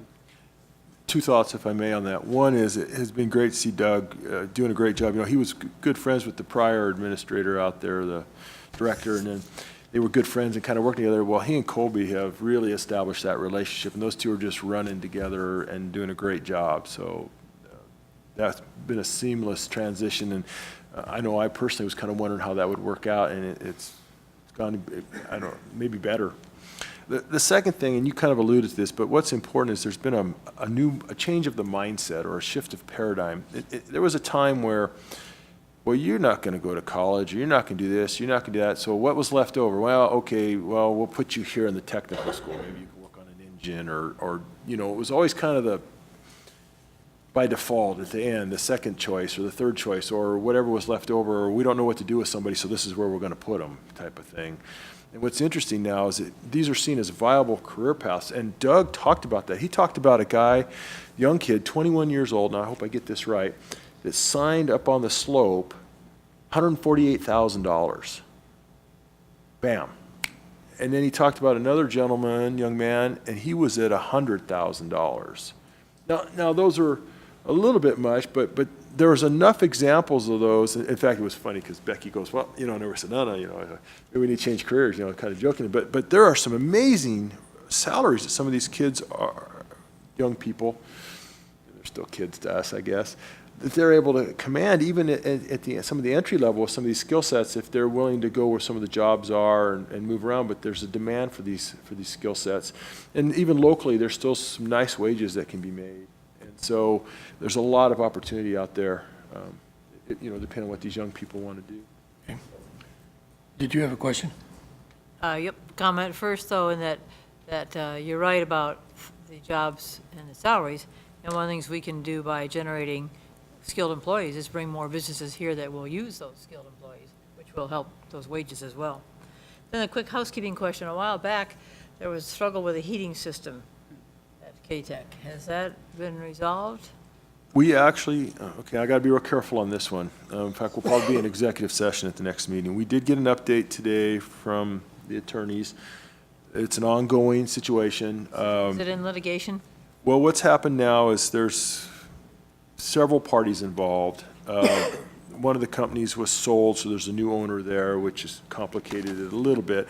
But they've now all got their insurance companies involved. And we've been in kind of a quiet period for a bit here, and everybody's gathering information. I think there's some folks going to come and do a site inspection and gather more information, and then there's some other things. And I think there's a hope that you know, this will get resolved. I think they're probably going to look at a mediation possibly, and you know, the normal processes for these sorts of things. I think that's all I can say. It's in the process. And that's fine. I just think as we continue to build buildings, we'll have Chris monitor carefully the designs, because HVAC is usually the most expensive, the most complicated, the most frustrating of all the aspects of a building. And so it's good that Chris is watching it. Thank you. Does that conclude your report then? Yes, sir. The next item on the agenda is old business, tab 2. It's the second reading of the compensation structure policy. Let me kind of put this in perspective so that we all know where we're starting. I'm going to ask the board, there are 2 draft policies that we've had under consideration. They're dated the same, and I want to be able to distinguish between them. We need to somehow. So let's take the one that was presented by faculty and staff, which has got the most red on the first page, and call it A. And the one that just ends up with to be used to evaluate NICs, that will be B. So that as we talk about these tonight or anything further, we can distinguish between them, okay? The other thing that I want to do is kind of put in perspective where we're at. We tabled all discussion on this last time so that we had the entire board here. At the time it was tabled, we had B moved as an amendment and seconded, but there was no vote on it, so there's pending a vote on B as to whether or not it's accepted or rejected. If it is accepted, I want everybody to know what the consequences are of voting on these things. So if it's accepted in its form, then that will be the policy. If it's rejected, then we go to A and discuss A. If A is rejected, then we're starting all over again. If it's accepted, then that will be the policy. So the sequence in which we're going to do this is because this B is an amendment, we will vote on B first, and we'll have discussion on it, and then we'll have discussion on A if necessary. Does everybody understand that? Mr. Chair? Okay, let's make sure. I understand the instructions. I just want to be clear on which one was A and which one was B. Again, you said A had the most red, correct? Yes. Okay, and B is the same. Okay, thank you, sir. Just want to make sure I was clear. Okay, now, what Then I would you like to understand? My next question was, in our board packet came a policy, tab 2, attachment A, which is the same as? It should be identical as last month, right? And that we tabled. Because I looked at last month and then the 2 pages we were given, and I 3 whole Yeah, pages. hang on a minute, let's just Same. make sure that we get Right. straightened out here. What is your question, Judy? Question is, in our board packet this month came a tab 2, attachment A. And I want to be sure I know how that fits into, I think it's the existing policy. So that's the, if I may, that's the original version of the policy that came to the board for consideration. I don't, any amendments, I don't know. Yeah, that has never been moved as there's no motion on that. The only motions are on A and B. right, therefore, what the original policy we have in front of us happens to be color green, it's in our board packet. And what we're doing today is looking at 2 new draft policies to modify the policy that's in To green. replace. To replace, which, yep, okay, thank you. Okay? Yes, thank you. So again, I want and Christie, you said you did not understand the process. Correct. You, and maybe I just didn't hear it right, but you said first we would vote on your motion, and then there would be discussion, and that doesn't seem, okay. No, we're gonna have discussion on B, and then a vote on it. Okay. Depending on how the vote comes out, then we'll move to A. Okay, and I have to say, Mr. Chair, at some point, we would introduce B anyway, because I'd assume you would make a motion, but I just don't recall at the last meeting that we actually, that there, a motion, I recall tabling the entire discussion. I don't recall the actual motion on this. Now, I think it's forthcoming if we didn't do it, and I'm not opposed to that. I just want to be clear on it. Well, I made the motion and Todd seconded it. He wouldn't have seconded it if I didn't make the motion. Okay, all right. And again, we need to discuss it. Yeah, I just want to make sure we're all at the same starting place and we all understand the process. And review Okay, the so- process again? In fact, that, if I may, that was the correction we made to the minutes because it had been omitted from the minutes. Okay, so I do have another question. We haven't had discussion on what was presented to us first. What you did was amend it, a motion, and Todd seconded it, but we didn't vote on it. And so we're moving right into discussion of B rather than any discussion of A. Yeah, we address the amendment before we address the main motion. If the amendment fails, then we move to the main motion.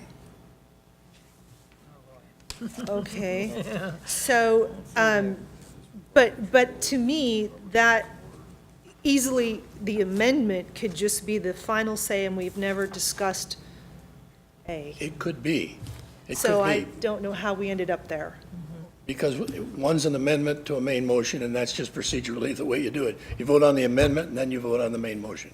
True, but I haven't had an opportunity to offer any kind of amendment. You can do that anytime. Well, I could, but then we're just going to have A, B, and C, and D, and in Well- the spirit of every board member not coming forward with revisions, I think we should, Christie, that's why when we did the workshop, I asked if anybody had any changes, amendments, suggestions for additional language, that they bring it forward so we can all address it. We can still do that tonight. Nobody's going to be shut off from doing that. What we need to do, we have basically 2 proposed policies, right? If we defeat both of them, they're going back to the drawing board. If we accept one of them or the other one, that will be it. right, well, okay. Well, you also have the, I'm sorry, Mr. Chair, you also have the ability to modify Sure. either of these. That's the way the process works, it always does. So then, Mr. Chair, as part of that process, last time at our workshop, we did refer back to the administration and say, do you have any thoughts on this? And at the time, we're working on that. I wanted to be sure we heard from the administration on any thoughts, if there's anything that would be a factor in what we have before us. Let's do that as part of the discussion. We'll just open it up for a discussion on B. The discussion on B is going to be part of A also. I mean, they're not really all that separate, so it's not like you can't talk about A when you're talking about B. I just want to make sure that we're focused on the procedure of how we move through this. Robert's So, Rules of Order. now that we've got a motion and a second on B, now we have a discussion on B. Anybody want to address it? Sure. All right. Really? Go ahead. Well, thank you, Mr. Chair. We talked about a lot of things at the workshop, and then certainly we had a lot of public testimony tonight. So a lot of those issues we've kind of already heard.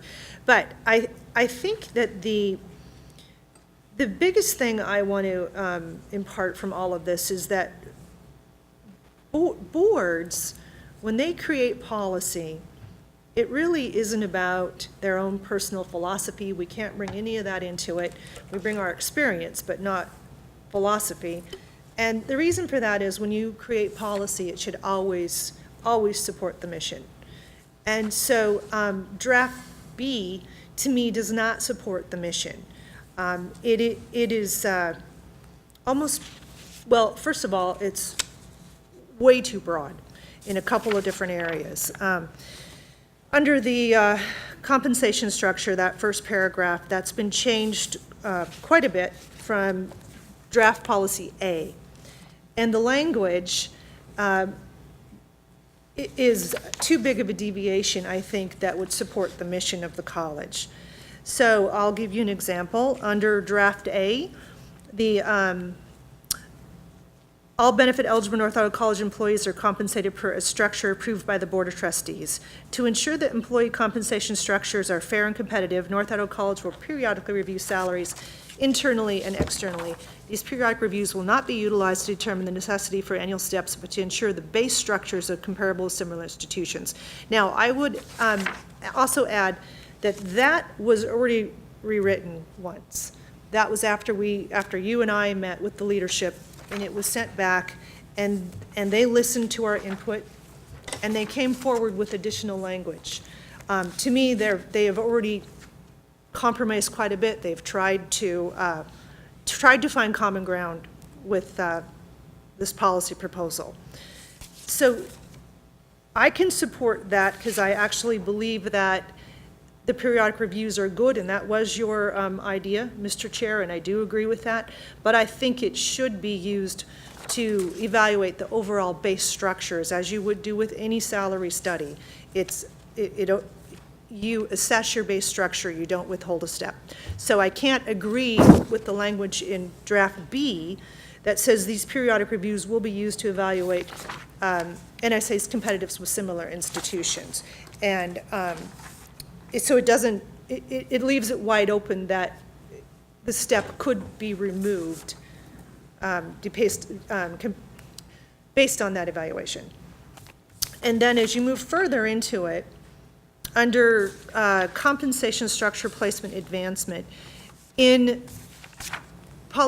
draft policy A, the language that we've seemed to be struggling with is, in the event of a declared financial emergency, the Board of Trustees may withhold a step advancements.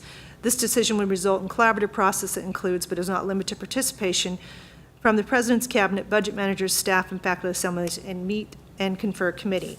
Now, that language, to me, gives the board the ability in a situation, a financial hardship situation, to step back and say, okay, this is our fiduciary responsibility to manage govern the college and the overall budget, and this is a time, maybe we have a state holdback, maybe we have low enrollment that's unexpected, maybe we have a catastrophe, and so we just can't honor the step at this time for financial hardship reasons. I think that's completely reasonable.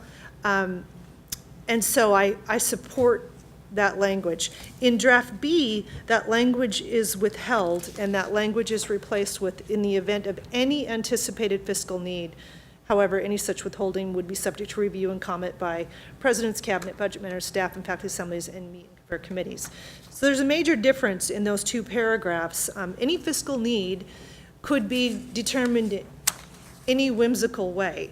And I think if you go back to the mission, and when you're crafting policy, you always go back to the mission. The mission calls for excellence in education in our educators. And the way to ensure that is to come forward with that commitment that we are going to fund this salary schedule, this career path from start to finish. If you come to NIC and if you commit to us, whether you're staff, faculty, that you're going to spend a career with us, you have a commitment from this institution that we're going to invest in you too. And you don't need to worry about it from year to year to year unless there's a financial hardship. And I think that language is more than meeting us halfway, which we already asked them to do once. And it also does not take any authority from this board. This board is the final authority. This board makes all budget decisions. Our employees do not have a contract with collective bargaining arbitration where they have any recourse whatsoever. We have the final authority. I think this policy, as proposed in draft A, shows the commitment that we should make to education and to this, to our employees, that you stick with us, we're going to stick with you, unless we absolutely just can't, maybe 1 year. So I'll start with that, and then I will certainly chime in from time to time. Anybody else have any comments? Without belaboring it, I'm in agreement with Christie. I think the two areas, the one on compensation structure on A, thank you, is well stated. What it says to me, it talks about recruitment and retention of employees, having a solid base structure, something that they can anticipate coming in and expect when they are in here. And the word in draft policy B that sets me off would be any anticipated fiscal need.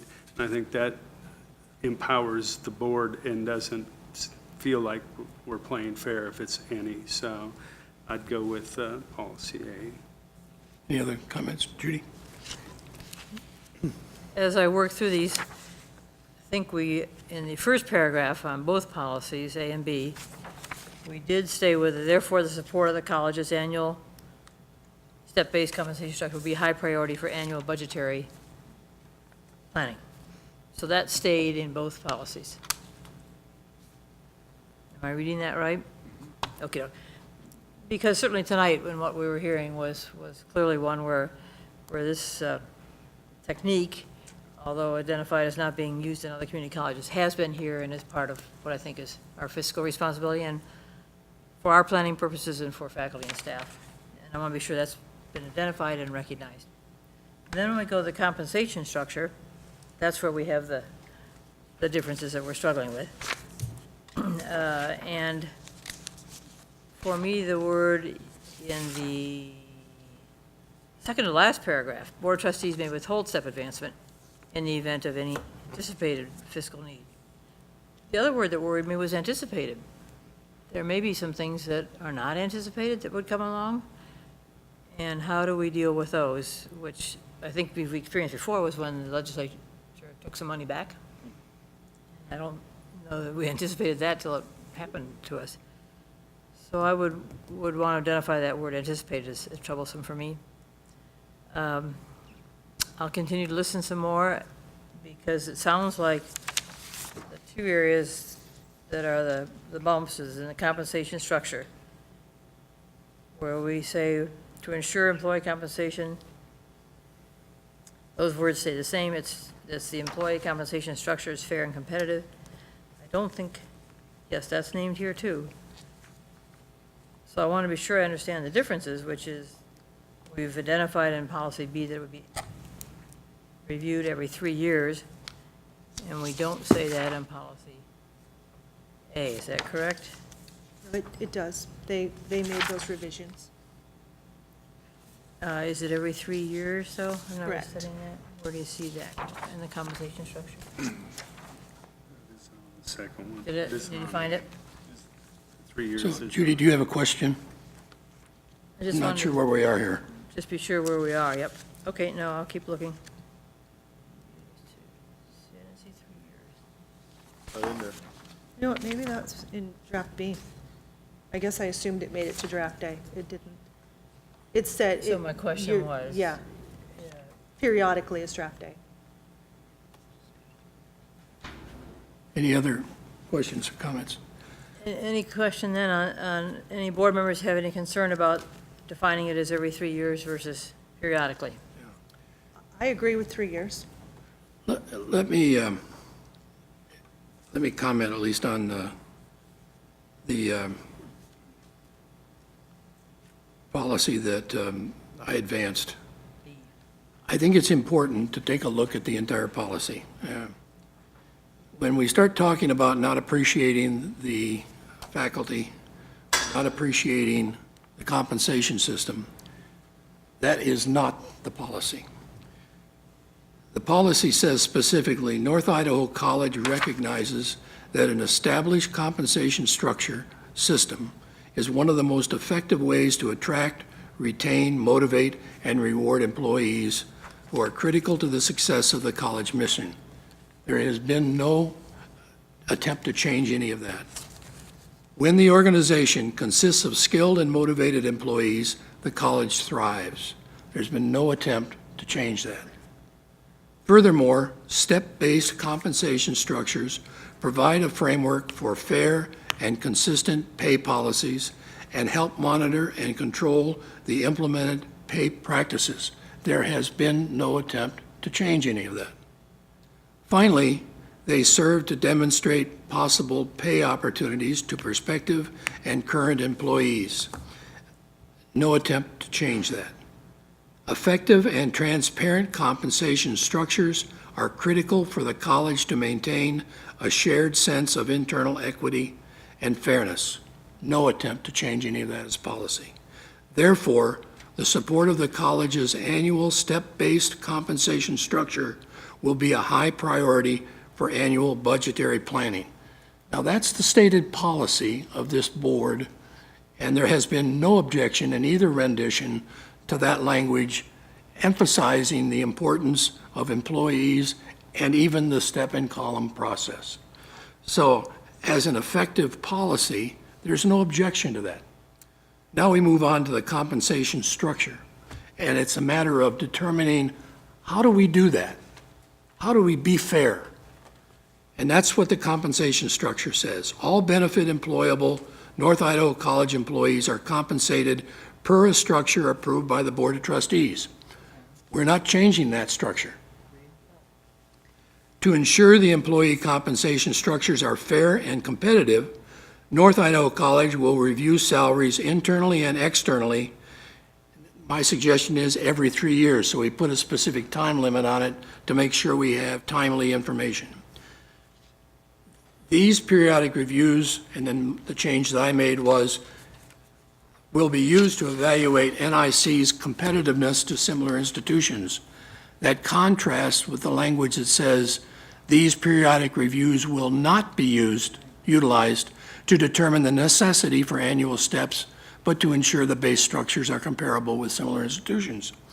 I find it strange that we would ask for information and then say in a policy that we can't use it for whatever reason we think is appropriate in examining competitiveness and fairness of our salary structure. And so to limit our authority to use that information for whatever reason might be appropriate to make sure that we have a competitive and a fair policy strikes me as very strange. That's the reason I limited it to competitiveness with similar institutions. Then moving down into the next part of the policy, again, where we talk about compensation structure, placement, and advancement, The initial placement of the compensation structure is determined by the Human Resources Office according to the employee's documented and position-related education experience. No attempt to change that. That's an accepted policy in both presentations. So is after initial placement, employees will advance one step each year of benefited employment. Staff will receive step advancement according to staff compensation structure procedure. Faculty will receive step advancement as well as education and professional development advancement according to the faculty compensation structure procedure. No change to that. There has been nothing that would interfere with that structure in any way. We get down now to the one paragraph where we have some difference of agreement. In the one that's presented by the faculty, it says, in the event of a declared financial emergency, Board of Trustees may withhold step advancements. This decision would be the result of a collaborative process that includes but is not limited to participation from the President's Council, budget managers, staff, and faculty assemblies, and meet and confer committees. What I found objectionable about that is the sentence that says, or the portion of the sentence that says, this decision would be the result of a collaborative process. That's our job. For us, when you look at the statute that empowers the trustees, it's our obligation to pass on the budget and not to put that, even the president, when he comes to us with a recommended budget, right? We can look at that budget in any of its particulars and either accept or reject them. That's our job.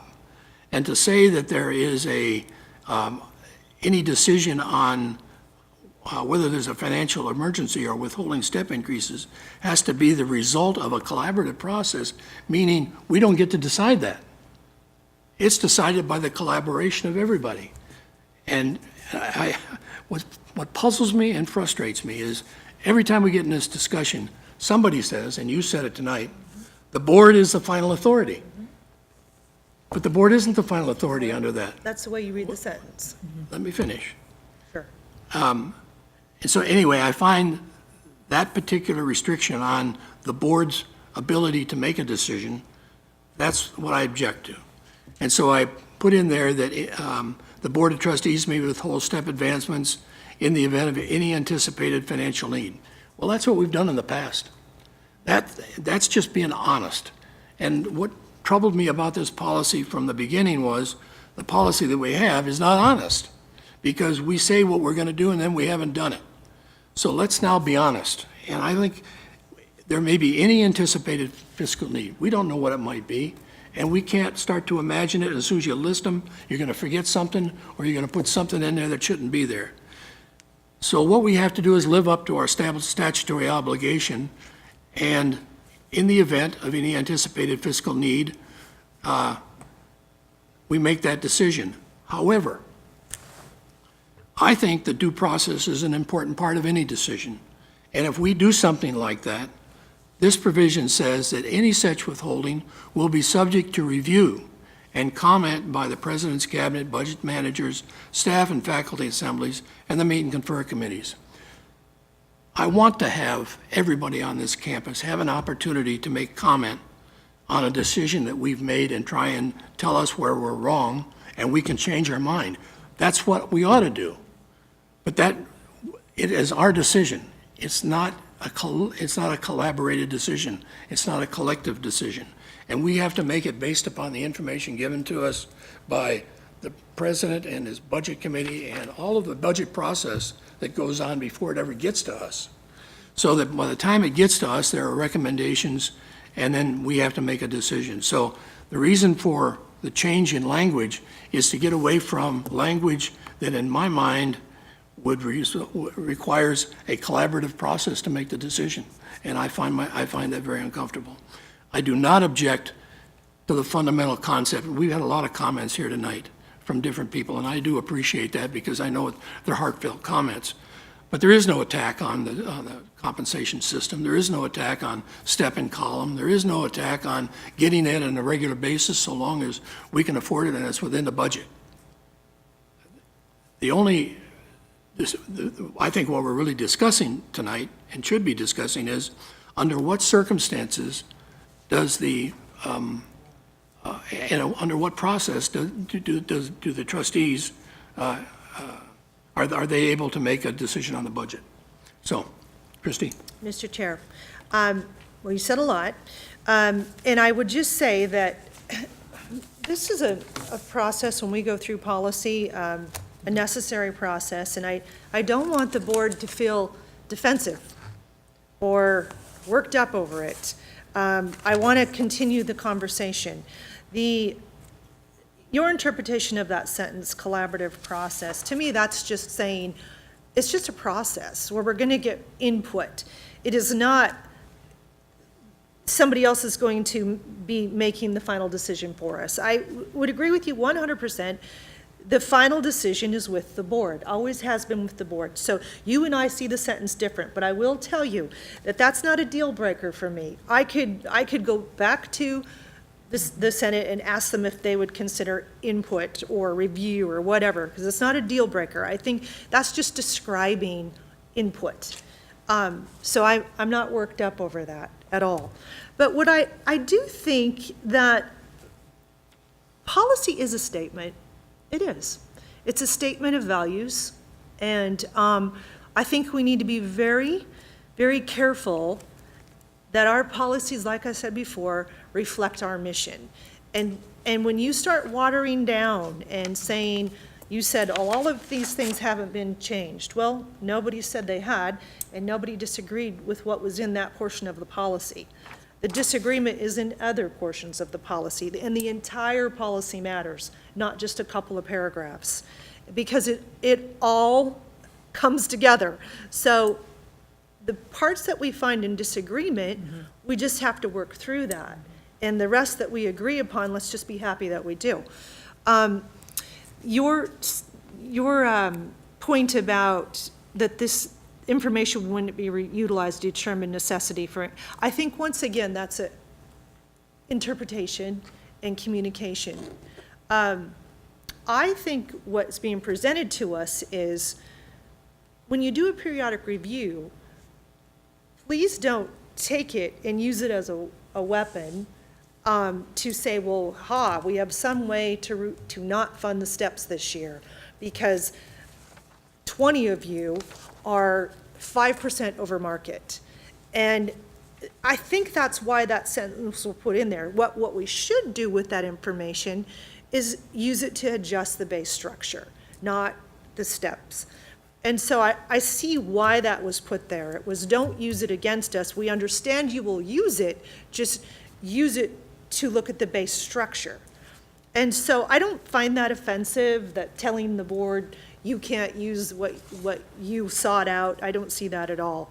And then again, the language of any anticipated fiscal need, it really is just too broad. It's too broad, and it doesn't give any new employee coming here, anybody we're trying to attract, anybody we're trying to retain, any sort of comfort in policy that if I show up every day and work as hard as I can from 1998 or whenever Bill got here, it was way before then, to 2020, this is where I'm going to be because I have the support of the institution. And I think that relationship is imperative.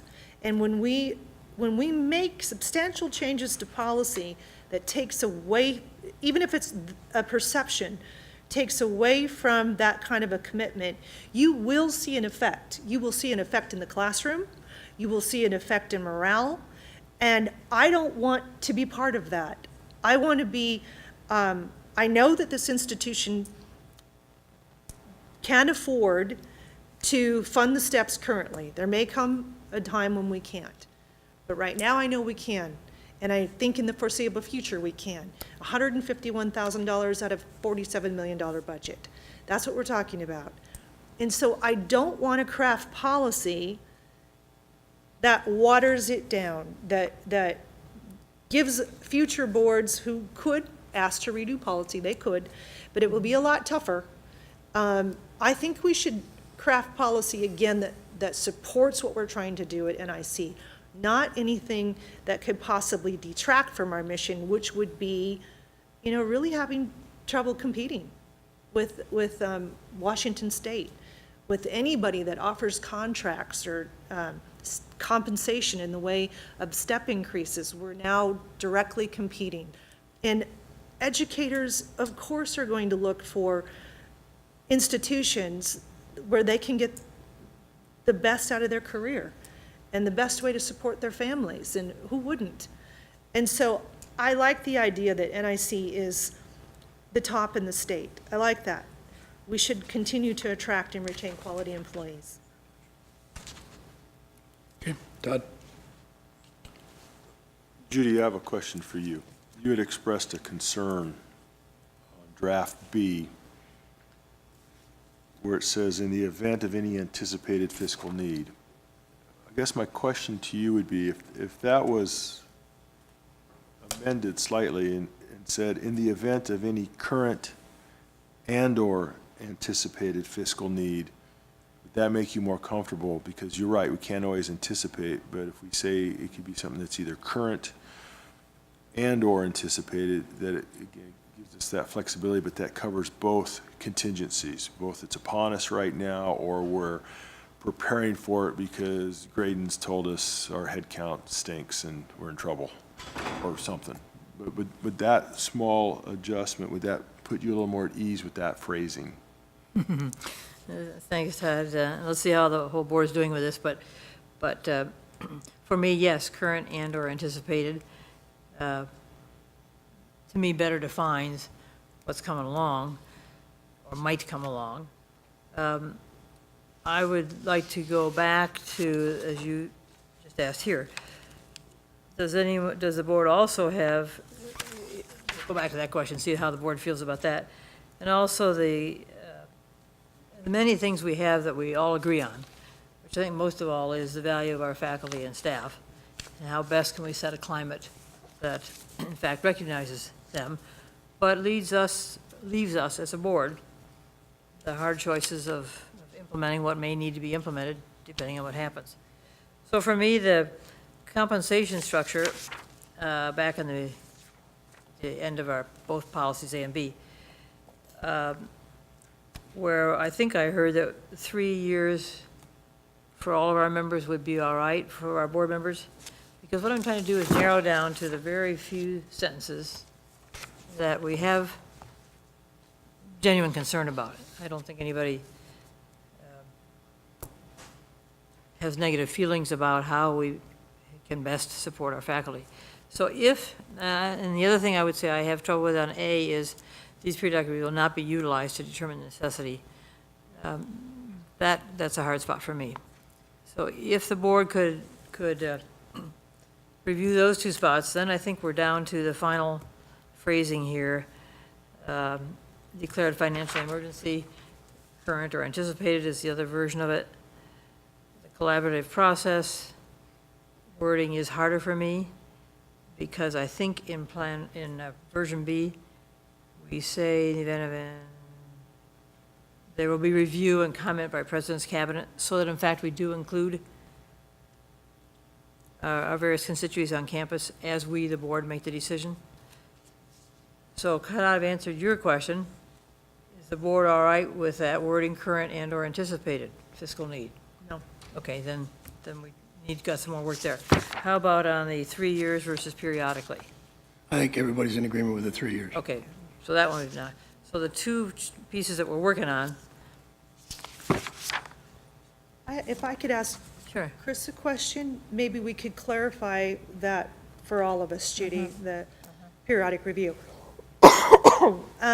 Chris, could you talk to us about when we get a market study, and maybe HR, maybe he'd like to speak, when you get the salary study, because you've looked at the market, generally we look at the base, the overall base, the structures that I've brought out before, the salary structures. And that's what we apply those figures to make sure that our structures are correct. Can you talk a little bit about the difference between the base structure and the annual steps?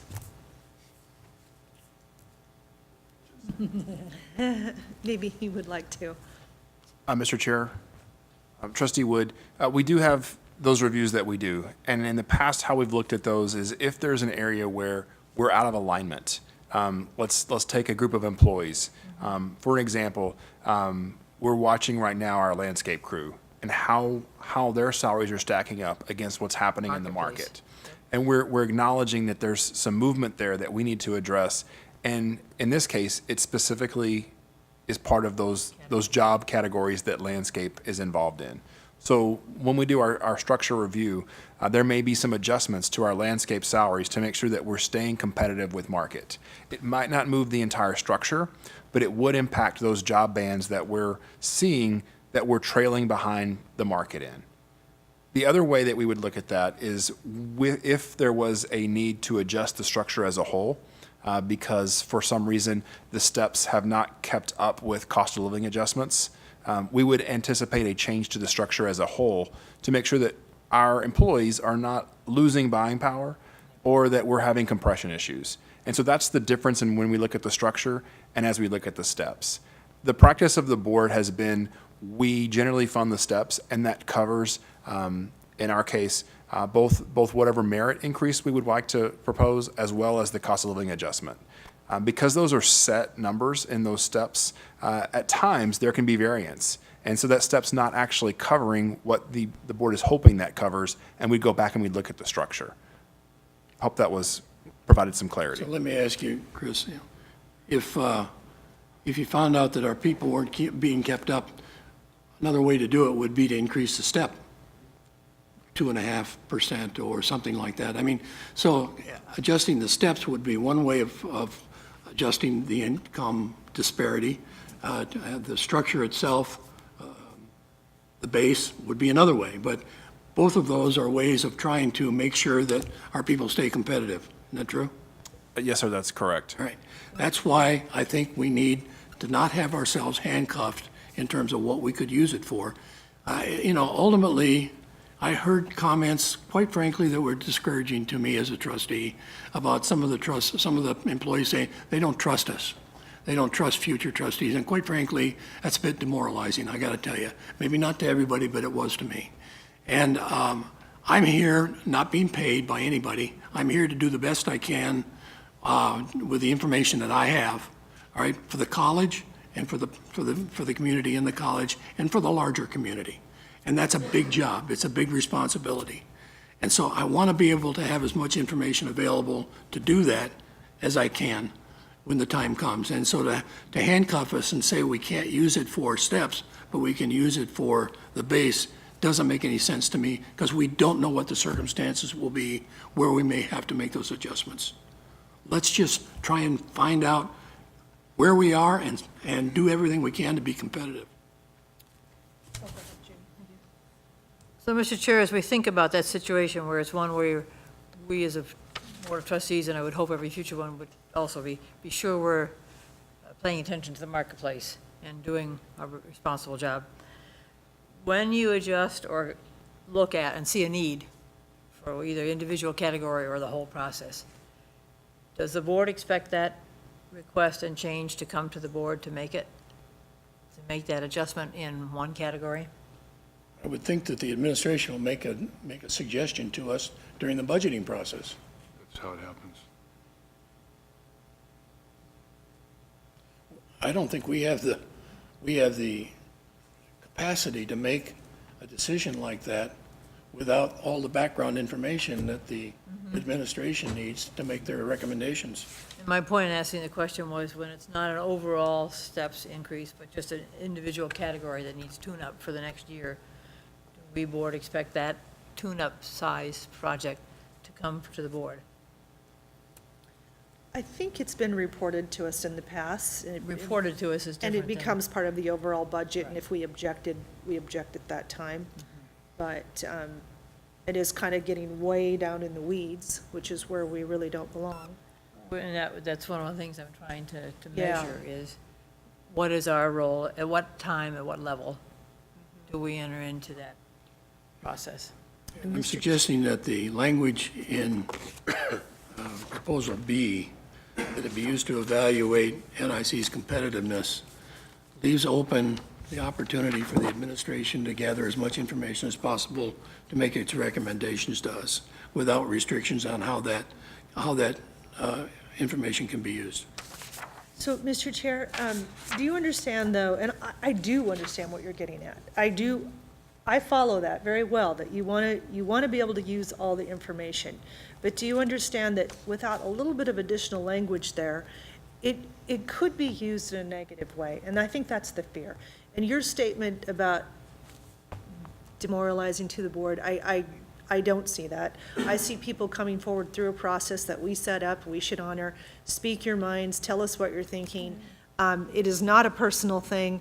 And frankly, I've worked in government my entire career. You should always question authority, and it's not personal. And so, please don't take it personally, some of those statements. You don't have to lecture me on that. No, I'm sincerely asking you, because I can see that it is upsetting you. But I don't think that was the intention. It's not my intention, and it's not the intention of the speakers. We're just a little far apart on this, and I don't know if we're ready to do anything tonight, but maybe there's more discussion. Well, we need to move forward one way or the other. The options available to this board are to vote on first B and then A, if necessary, to table the entire process so it can be worked upon further. Tabling the process, quite frankly, usually has a time limit on it, right? You don't table something forever. You table it for a distinct time period, so we'd have to put a distinct time period if you wanted to do that. Or all of the two proposals can be rejected and you send it back and start over again. We have a bunch of options, but right now what we're doing is we're talking about two. And I think those two, quite frankly, one of those two resolves the problem. Yes, I'm sorry, sir. Sir, may I ask a question? Understanding parliamentary procedure and the process and the order that we need to do these, because we have had a motion and seconded on B, would now be the time before that vote, if I was to make a motion to make that small amendment in the language so that it would say of any current and/or anticipated fiscal need, that this would be the appropriate time for that? Okay. Is there a second to that motion? Did everybody hear that? There's a motion to amend B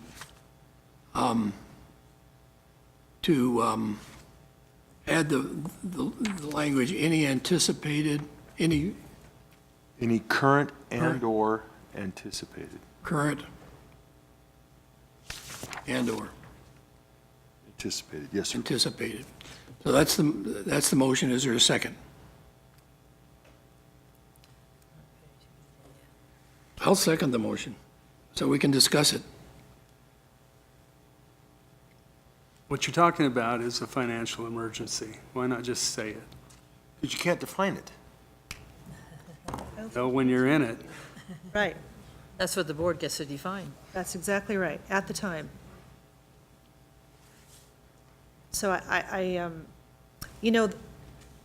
there's been a little bit of give and take back and forth, Mr. Chair, but I have yet to see you compromise on some of your language.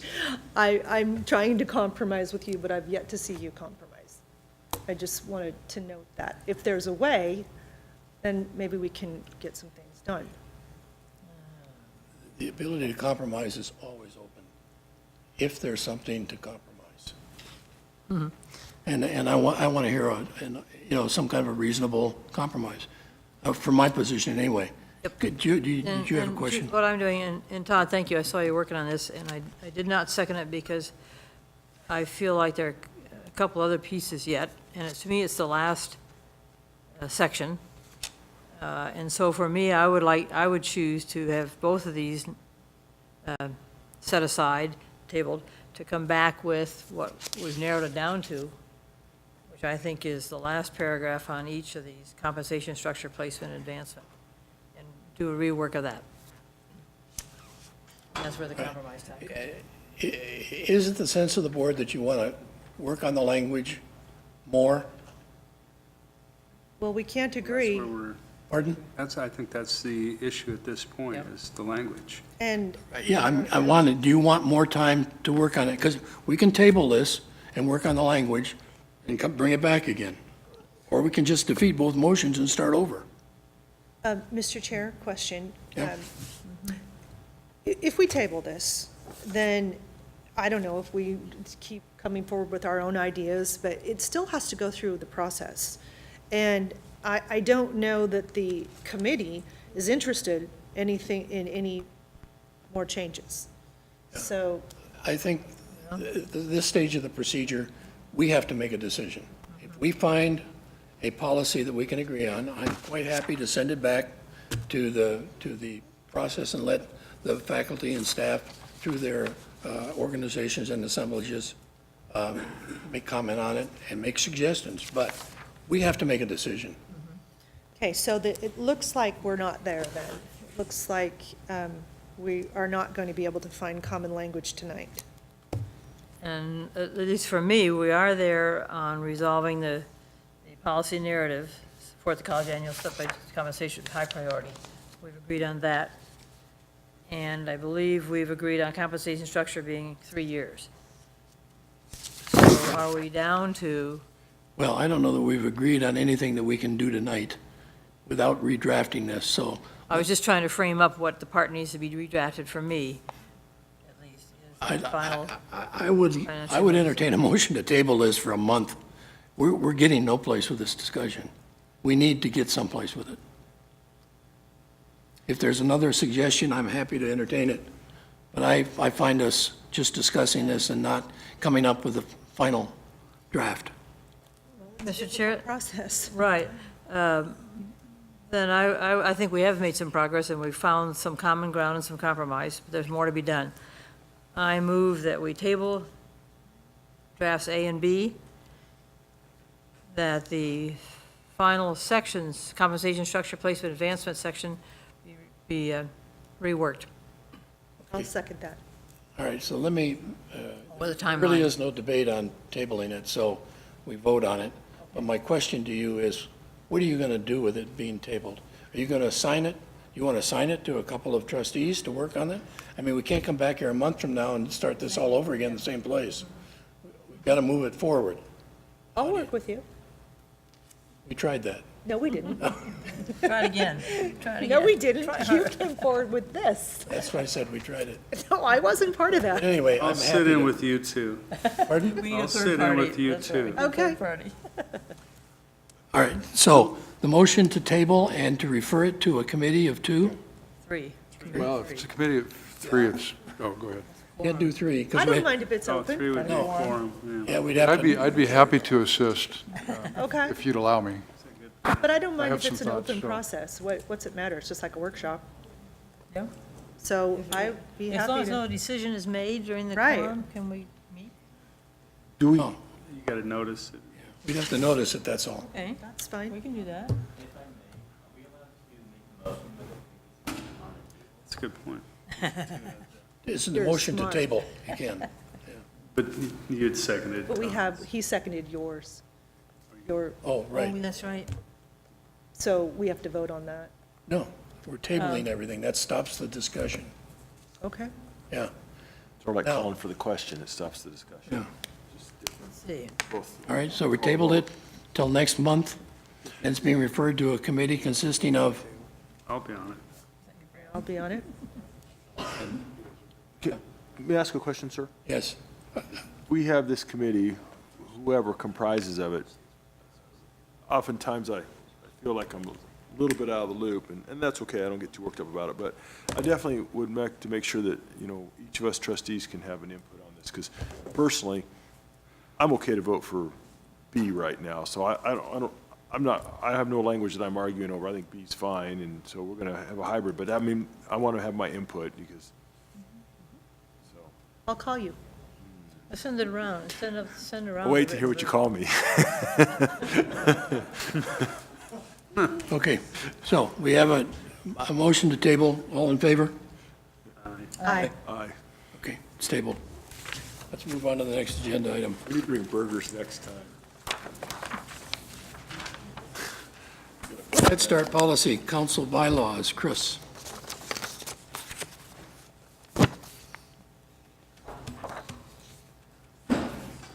Mr. Chair, members of the board, it's my pleasure tonight to represent North Idaho College Head Start, bringing forward our annual review of Policy Council bylaws, the ERC policy, and our criteria for prioritization and selection. At this time, I'd like to just introduce and invite to the podium Lorinda Buttry. Lorinda serves as the operations director for all of Head Start in North Idaho and does an absolutely great job, and she is much more versed on some of the nuances of this than I am. Tonight, we're coming before you requesting, in your capacity as the governing board of North Idaho College Head Start, to approve the Policy Council bylaws, the ERC policy, which is eligibility, recruitment, selection, enrollment, and attendance, and the criteria for prioritization and selection. There's 3 different policies here. If I may, I'd like to just address the minor changes in each of these. Looking at the Policy Council bylaws, as you're aware, as the governing board, you work in conjunction with a dedicated group of volunteer parents who actually have students in our Head Start program, and they really do amazing work for the program. On item 10, the primary change involves how Policy Council approves hires. And in their wisdom, they recognize that when you're hiring part-time employees, it's sometimes difficult to get things moving in between the monthly meetings that Policy Council has. So there's some reference there to how they can make those recommendations for part-time hires through phone votes or at the regular scheduled meeting to allow the program some flexibility. In section 2, the major change just talks about when the training for the October meeting is, and it just moves the location of that. And then as we move along into section 5, number 5, it just talks about the quorum. Can you give us a page number? I can. Number 4, page 4 of 10. Thank you. The quorum for phone voting, half of the seated representatives need to be available for the quorum for a phone vote. And we noted that the chair votes in the event of a tie. On page 7 of 10, it talks about the Policy Council Budget Committee, and it's their task to review the strategic planning and make recommendations to allocate resources. And there's some rewording on page 8 regarding what the Nutrition Committee does. And finally, on page 9, it just notes, I'd like to highlight Head Start's great work of moving all of their policy and procedure onto the NIC SharePoint site, so it's all available digitally. And so this just acknowledges that we're no longer keeping a paper manual, it's on the SharePoint. Those are the changes for the Policy Council bylaws. And Board, I'm filling in for Ken just briefly, and this is first reading. Do we have any questions on first reading? Madam Chair, my only question would be, do we need to do a second reading? Can we move it along by agreeing to it tonight? Generally, we do a second reading. Is there any urgency That's to a good not? point. No, then let's go with second. Agreed, thank you. Go ahead, Mr. Oh, I was going to say, you're not required to do a second reading if Well, we've kind of stuck to that, but I. As long as there's no timeline. There's no Christie? timeline. Oh, I'm sorry. I do have a question. Trustee if I may. Banducci. Sorry, Chris, I know we're getting late too, but you went over pages 1 through 10 and highlighted very quickly the changes, which they have in color, which is helpful. We can see the strikeouts and the additions, the red and the blue, very helpful.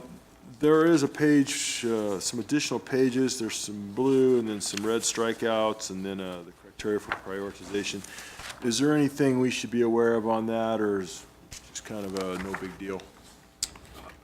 Within pages, Trustee Banducci, within pages 1 through 10, these were just the changes the Policy Council added this year to provide clarity.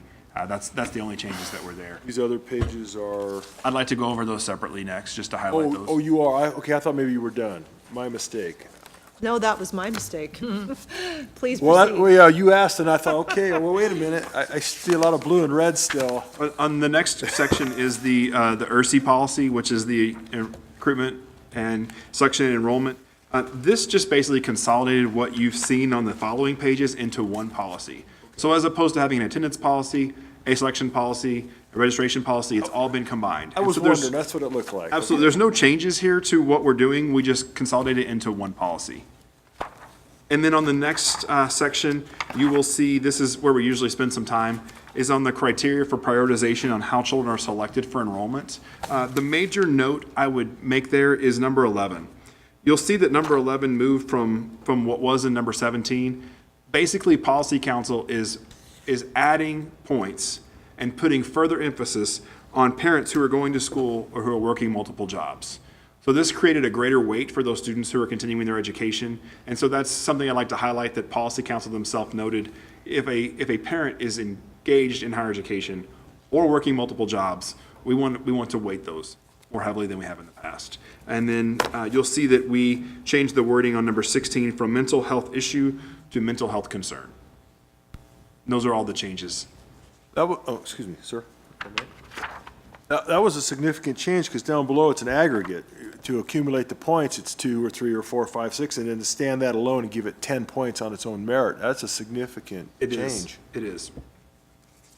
But acknowledging the, I don't know if I want to say the hardship, but certainly the struggle that a person's going through if they're working multiple jobs or working and going to school simultaneously. It's quite a challenge. Did you have a question, Judy? Just clarifying on this, page 1 of 2 in the ERSA, you've crossed out then the criteria for prioritization of families policy, and instead just left out that part. There's no substitute for it. So now it's a point system provides a method of determining eligibility. That is correct. And that is similar to what we had in the past. It just, again, we consolidated all parts of that except the criteria, and it remains its own section. Thank you. Any other questions or comments? Okay, that's just the first reading on the bylaws. Thank you. Yes, did you have a question? Follow up on a comment. There'll be a second reading, but it seems to me each time we see these folks, we need to be sure and say how valuable the work is. And I'll speak later for Idaho Business for Education, preschool education. We just know it's so fundamental to what we're doing, and it's frustrating to be so slow getting there. But thank you for what you're doing to help us get there. Thank you. I would like to say it is an honor to represent the college in the services that we provide to these young children and their families. And hopefully someday they'll be NIC students. Our future students, Yeah, yep. absolutely. Right. Thank you. Thank you. Okay, our next agenda item is the fall enrollment report. You have 3 minutes, Graydon. That's 2.5 now.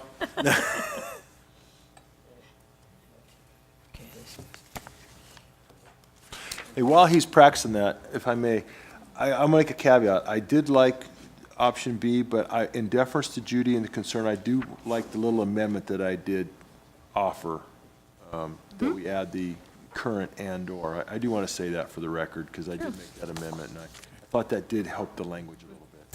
They've got it on their radar screen. Thank you. Mr. Chairman, members of the board, President McLennan, students who are here tonight, our constituent leaders, PC colleagues, faculty, staff, and guests. I have to first let you know that I can't keep this within 3 minutes. I can deliver in that period of time. If you'll cooperate with me, we can be done within 3. Red means stop, go. You have in front of you the report that I'll be going through here tonight. It has additional information from what you'll see on the slides as well. I would note to you again that our reporting deadline to the state has become October 15th. You recall a few years ago it was 10 days into the semester. Now it's October 15th and March 15th for spring semester.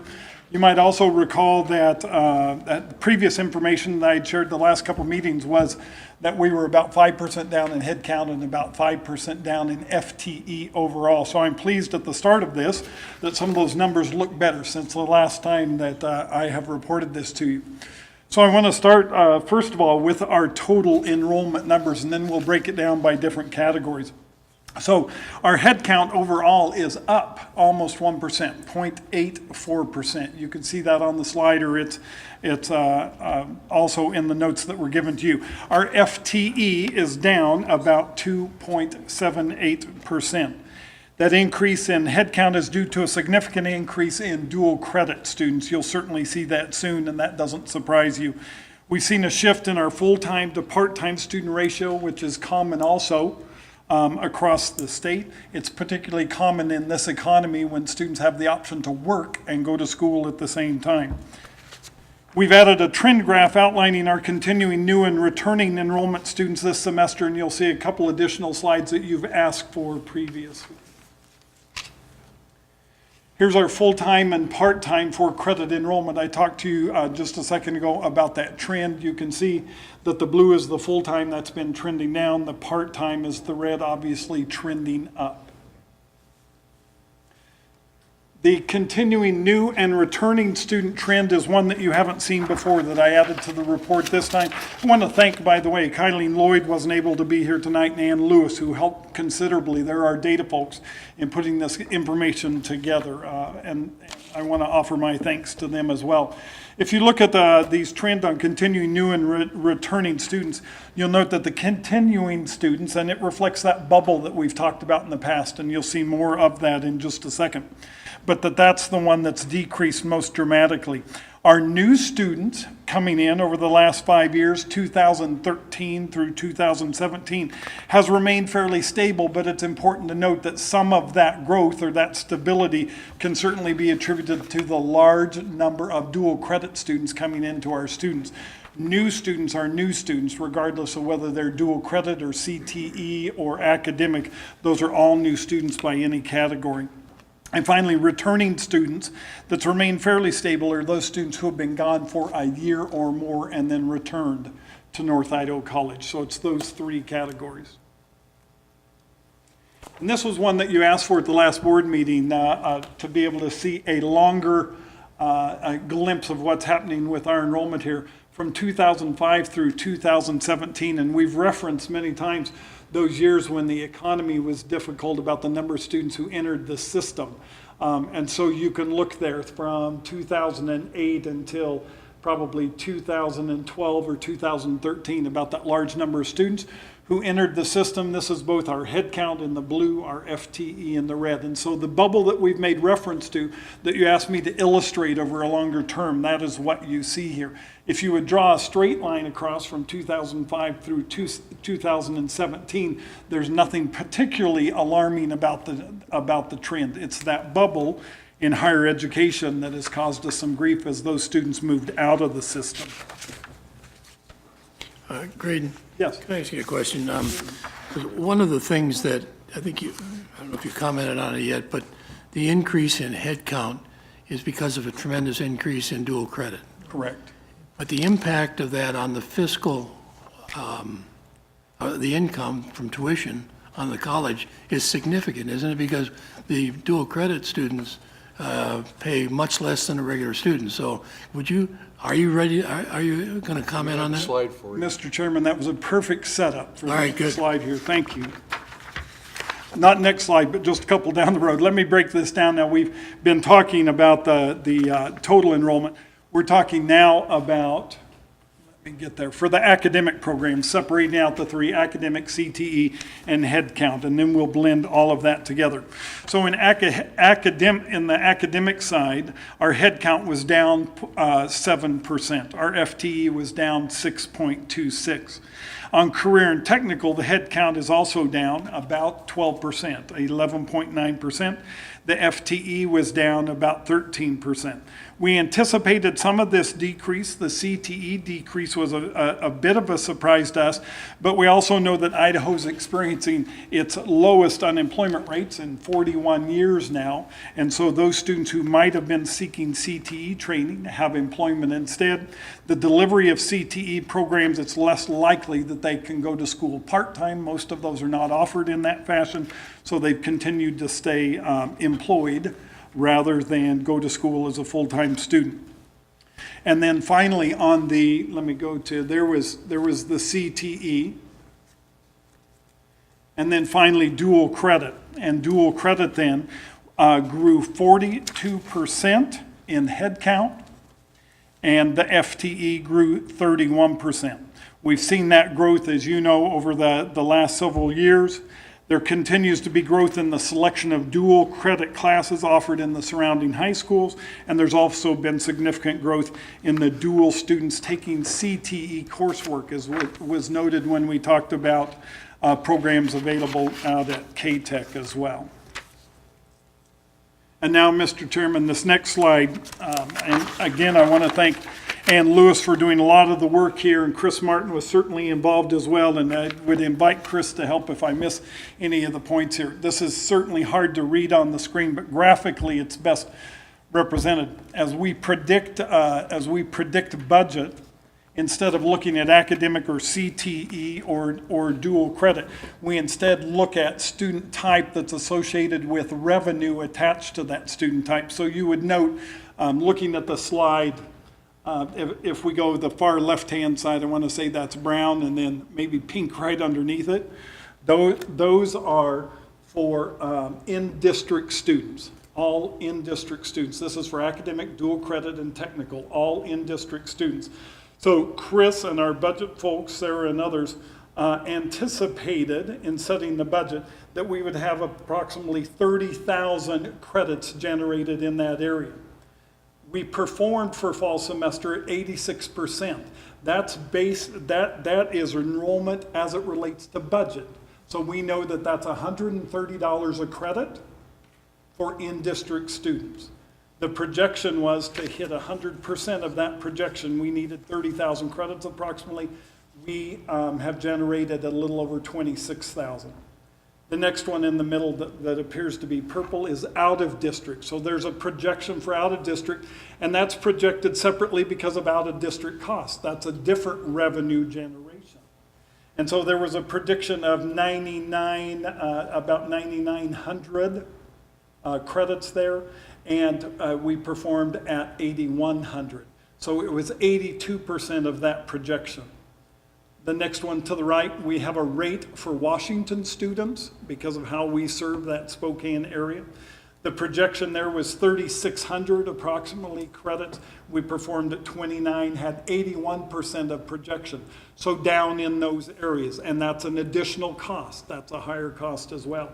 If you go bottom left-hand corner, the blue, that is WUI students, the Western Undergraduate Exchange. So that's those 12 states that are associated with our area. And there's a rate structure there that's different than any other one. So we have to separate it out based on the rate that they pay. The projection was 1,200 credits. We accumulated around 1,100. So we were about 92% of projection for fall there. The next one is out of state. You can see, and the numbers shouldn't surprise you that way that they declined. We had 2,100 credits projected. We performed at about 1,900, so we were about at 90% of revenue projection for that category. And then finally, to bring this in, and Mr. Chairman, I think this addresses your question, to bring this to the next one, which is dual credit in the bottom right-hand corner. So the projection was for 8,044 credits to be generated there, and we generated 8,164, so we performed over the projection at about 102% at that.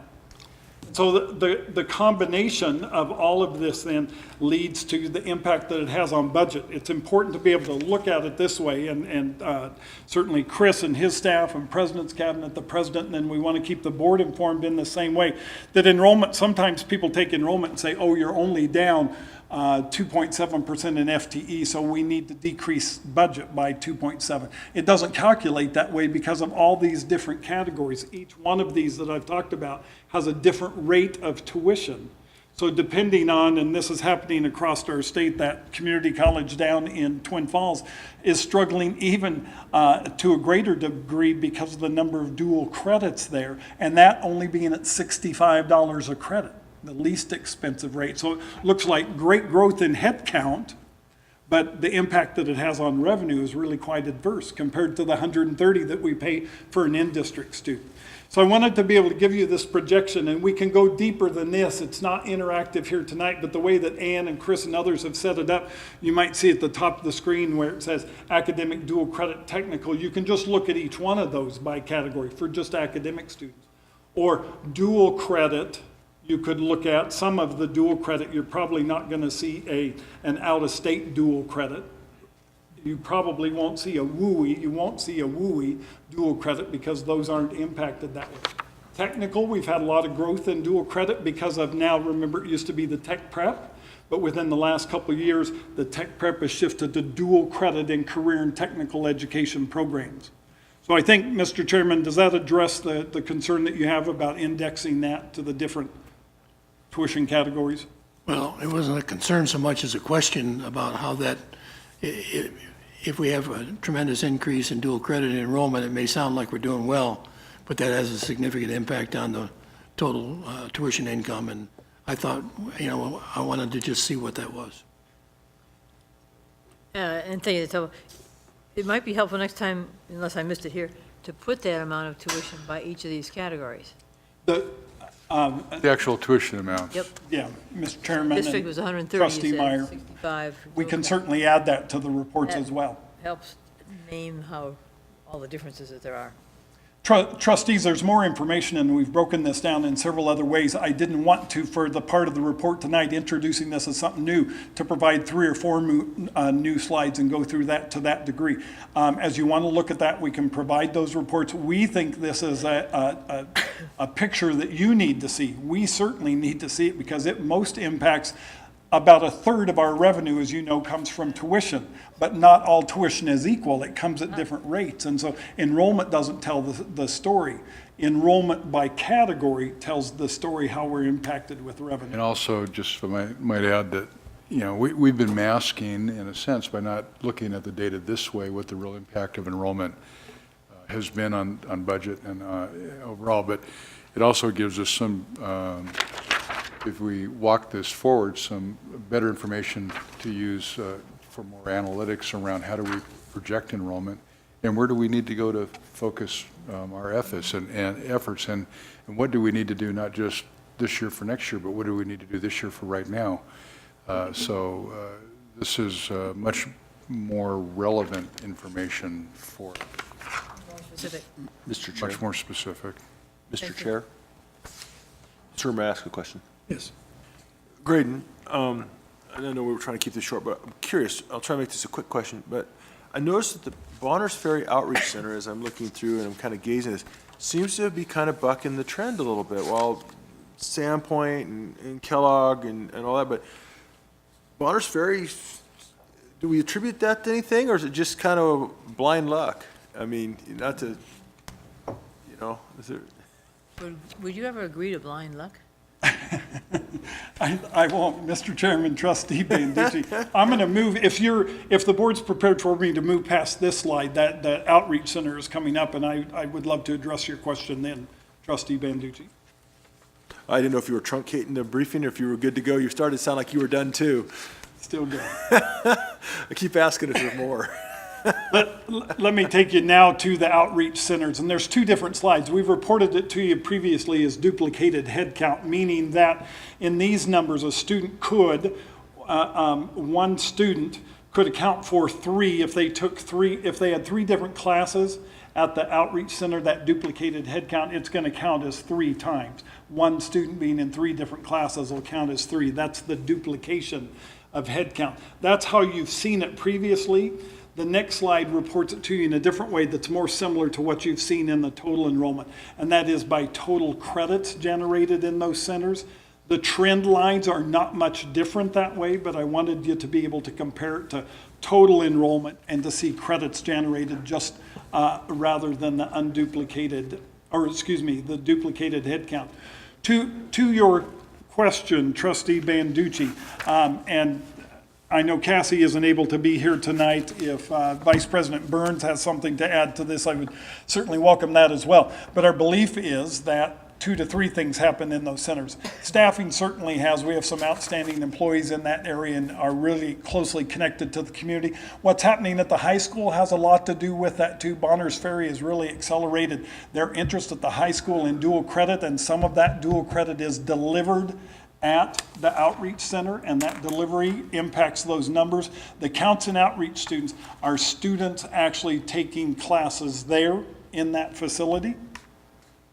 The offering of courses in Bonners Ferry is often impacted by the availability of qualified instructors, so that can be variable. You don't have a large number to pull from for qualified instructors as well. So suddenly, if the Bonners Ferry School District hires a mathematics teacher who's qualified to teach math in dual credit, those numbers jump dramatically. They're small enough, the percentage jump can be huge if you add one class.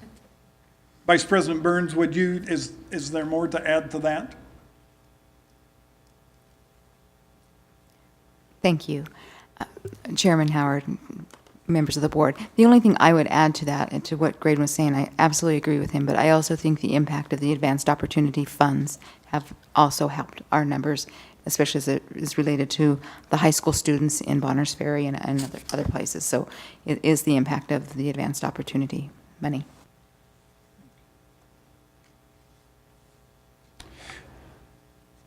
Mr. Chairman, members of the board, President McLennan, I also wanted to bring this to your attention. You know, the last 2 or 3 years, we've tried to tell you about the other services that they provide. They're really the North Idaho College outpost in each one of those areas. So besides classes being taught in the facility, they're really student services, they're really instruction. There's everything else that we provide located in that center.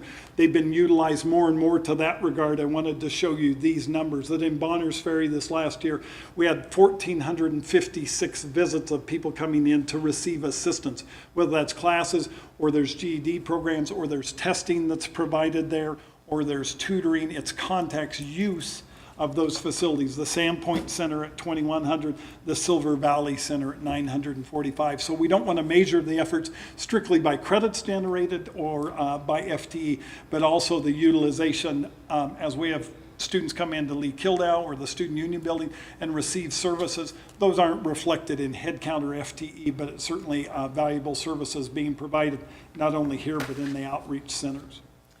Mr. Chair, before you leave, it would be interesting to know the population of the areas to see what percentage of the population we're serving.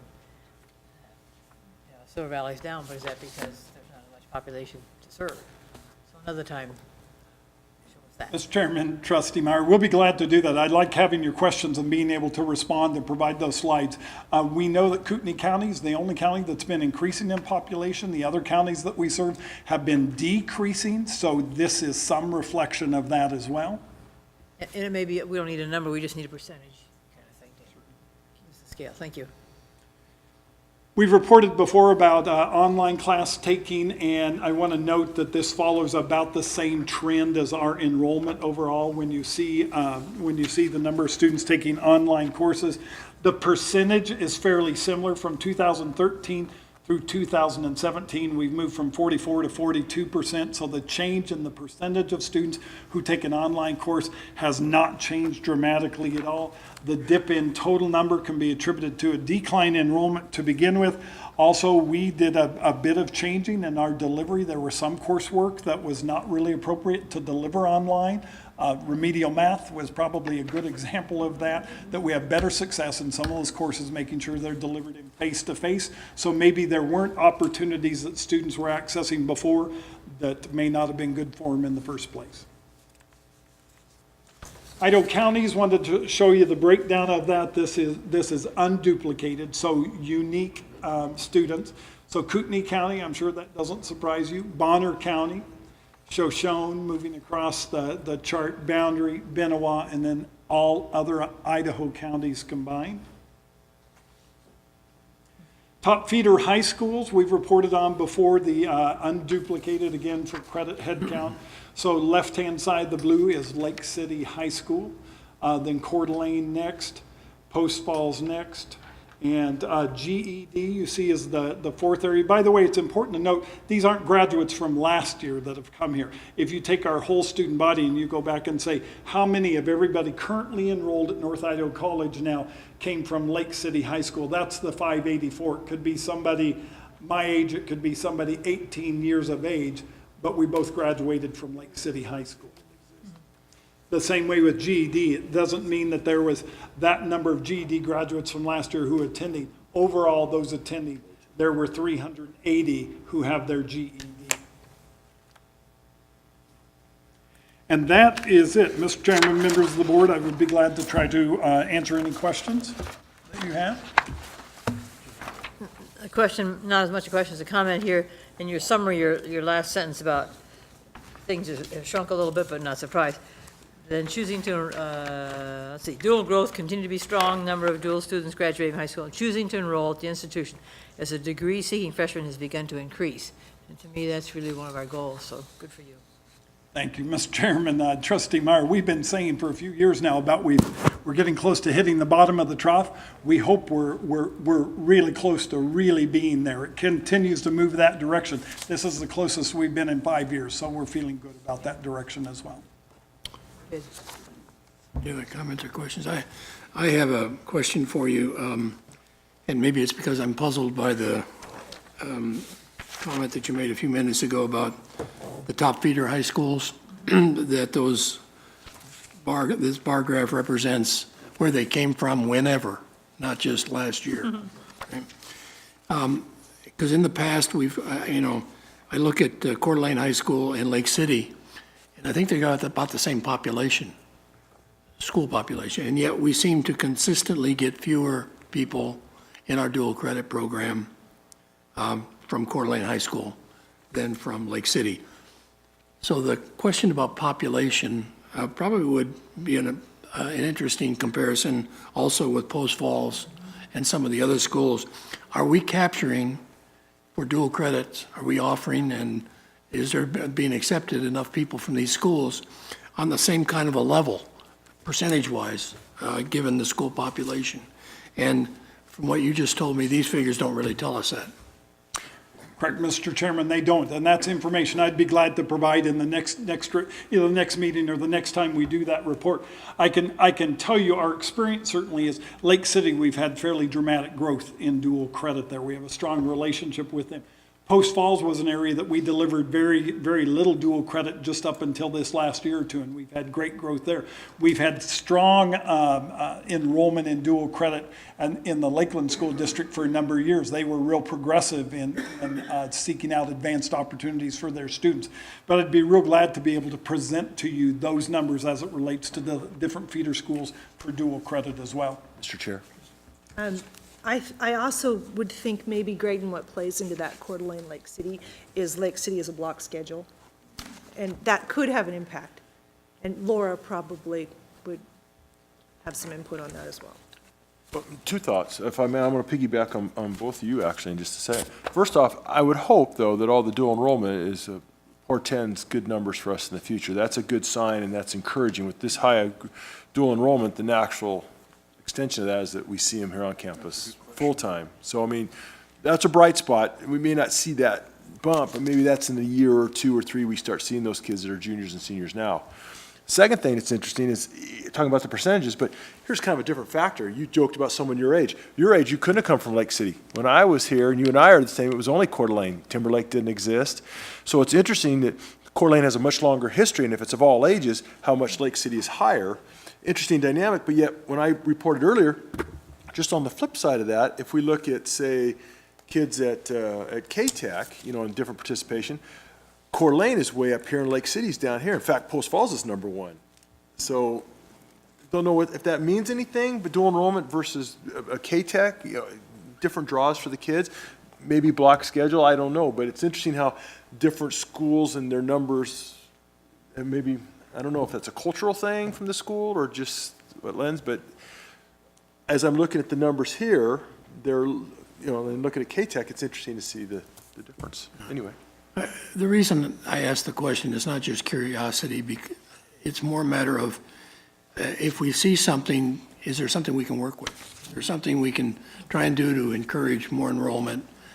Is there a reason that maybe we can address? And if we don't see the diversity, then we might not be able to address the correction. So it is more a matter of what's happening and can we help it? Yes, sir, and that's kind of what I meant, if it's cultural even at the school, why some might migrate one way or the other. Exactly, yeah, what's underlying that, I guess? I don't know if we can assess that or ascertain that or not. Mr. Chairman, trustees, we also do, in the recruitment area, we do market share every year, so it's that comparison of number of graduates to the numbers actually attending. And that's something I can report to in the future that gives you those percentages. Wanted to address just real quickly a couple of things that you said. Culture is a part of that. In fact, I know as we've been working with the Coeur d'Alene School District, Lake City had more of an affinity toward dual credit, where Coeur d'Alene had more of an affinity toward AP, advanced placement. And that's a cultural thing that happens from school to school to school. Yep. Any other questions? Does that conclude your report? It certainly does, Mr. Chairman. More than- Thank you very much. That was more than 3 minutes. My part was 3 minutes. Good work. Good answer. Thank you. The next agenda item is the board chair report. And I'm heading out Monday to go down to Boise for a meeting with this Education in lieu of Incarceration committee that's being set up. It has on it one of the Supreme Court justices, people from parole and probation, from the lower level courts, and we'll see how this works out. It really isn't the formative stages, but President McLennan and Lita are on the committee. They will be attending by video or phone at this initial meeting, but we'll see where it goes. And I'm only giving you that as kind of a heads up that, you know, we're gonna see what happens. The other meeting that's going to be coming up is the Idaho Community College Consortium meeting in Boise, the 20th, and November. So that's my report. Any comments for the good of the order? Real quick, as some are aware, Trustee Murray and myself attended the National Annual Trustee Conference. We were accompanied by President McLennan and by Laura Rumpler.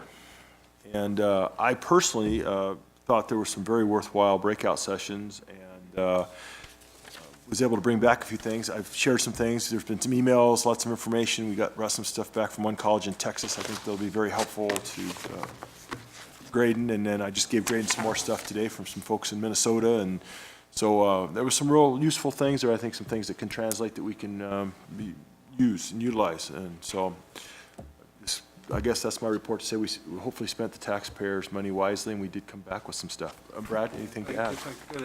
First of all, I'd like to thank NIC for allowing me to go down there. It was a great experience. I wish it would have happened last year. I would have had a little better idea of what I was coming into here. Probably the thing I took away the most and makes me wonder, and I'm certain all of you already know, but I went to a number of different breakouts on the security issues, and I know in the high schools and the school districts we did a lot of work on it. First responders usually were the staff members and that sort of thing, and getting ourselves into a mindset of when it came time to run or hide or when it came time to fight.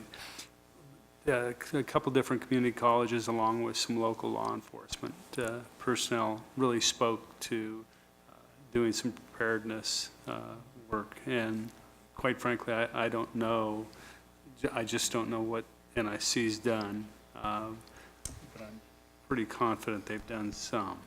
So I do know a few other things, the green dot and all that, but in terms of a real tragic event, what steps have we taken? So, but it was a great event, and appreciate being able to go. Okay. Judy? One quick go to the order. Idaho Business for Education, a group you've heard me speak of before, will be doing their fall meeting up here next Tuesday morning, which is a breakfast and report update from what IB is doing as we get ready for the legislative session. And anybody who's interested in attending, give me a holler. We'd be glad to fold you in. Two of the priorities for IBE this year will be academic career advising, something we've been talking about all along. Supports additional funding, so we'll be lobbying for that from the business standpoint of fans of education. The other one is early learning, the very thing we were talking about here, which creates a state-local partnership to help get 4-year-old children ready to learn when they arrive in kindergarten.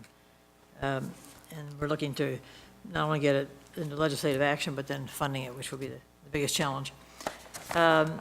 The only other thing I had then, I think, is Governor Otter is speaking on November 8th, and some of our board will be represented there of some kind. I want Are to be we- sure about that. Are we gonna see an invitation on that? I saw the email exchange. I know you'd asked Shannon about that, and then I didn't know that, I didn't see anything else. And I don't either, but I wanted to highlight that I think the board should be represented there in some fashion. So we'll put that back on Presidents to Chase. The other thing, Brad and I were both looking at calendars, and it looks like February is a month where he will be gone, and I'll be gone part of that. We may want to review when we have the meeting so that we're sure to have a quorum. Well, why don't you tell us when you're going to be gone, and we can address that next meeting and reschedule that. Sure. You already know, you're gone. Just let us know. All of February. All of February? I'm the second half. Okay. Don't get burned on that. You're one. gone the second half, or you're here? Gone the second half, and you're I'm gone. gone from the 1st to the 28th. All right. So maybe we You can't. have telephones where you're going? No. I want to go so bad. Conveniently. All right, we'll address that at the next meeting. Mr. Chair, I just, since we're being broadcast, I just don't want it to be, Trustee Murray's question to be left unanswered. I would hope that maybe Graydon could spend some time with you. We have a school resource officer on campus that is really the only one in Idaho that's on college campuses, community college campuses. And we have a very, very well-rehearsed emergency response plan. And in fact, the School Resource Officer Division did our own run, hide, fight video, and they do drills. And so I'd love for you to spend some time with him. We had the advantage of having Gus come and present. It's been a while. But I just want to assure you, we have a very robust emergency response plan. But whatever you brought back from the conference, if we can add that to the plan, I'd love to hear it. Laura happened to be in one of the ones with me. I'm sure she has some.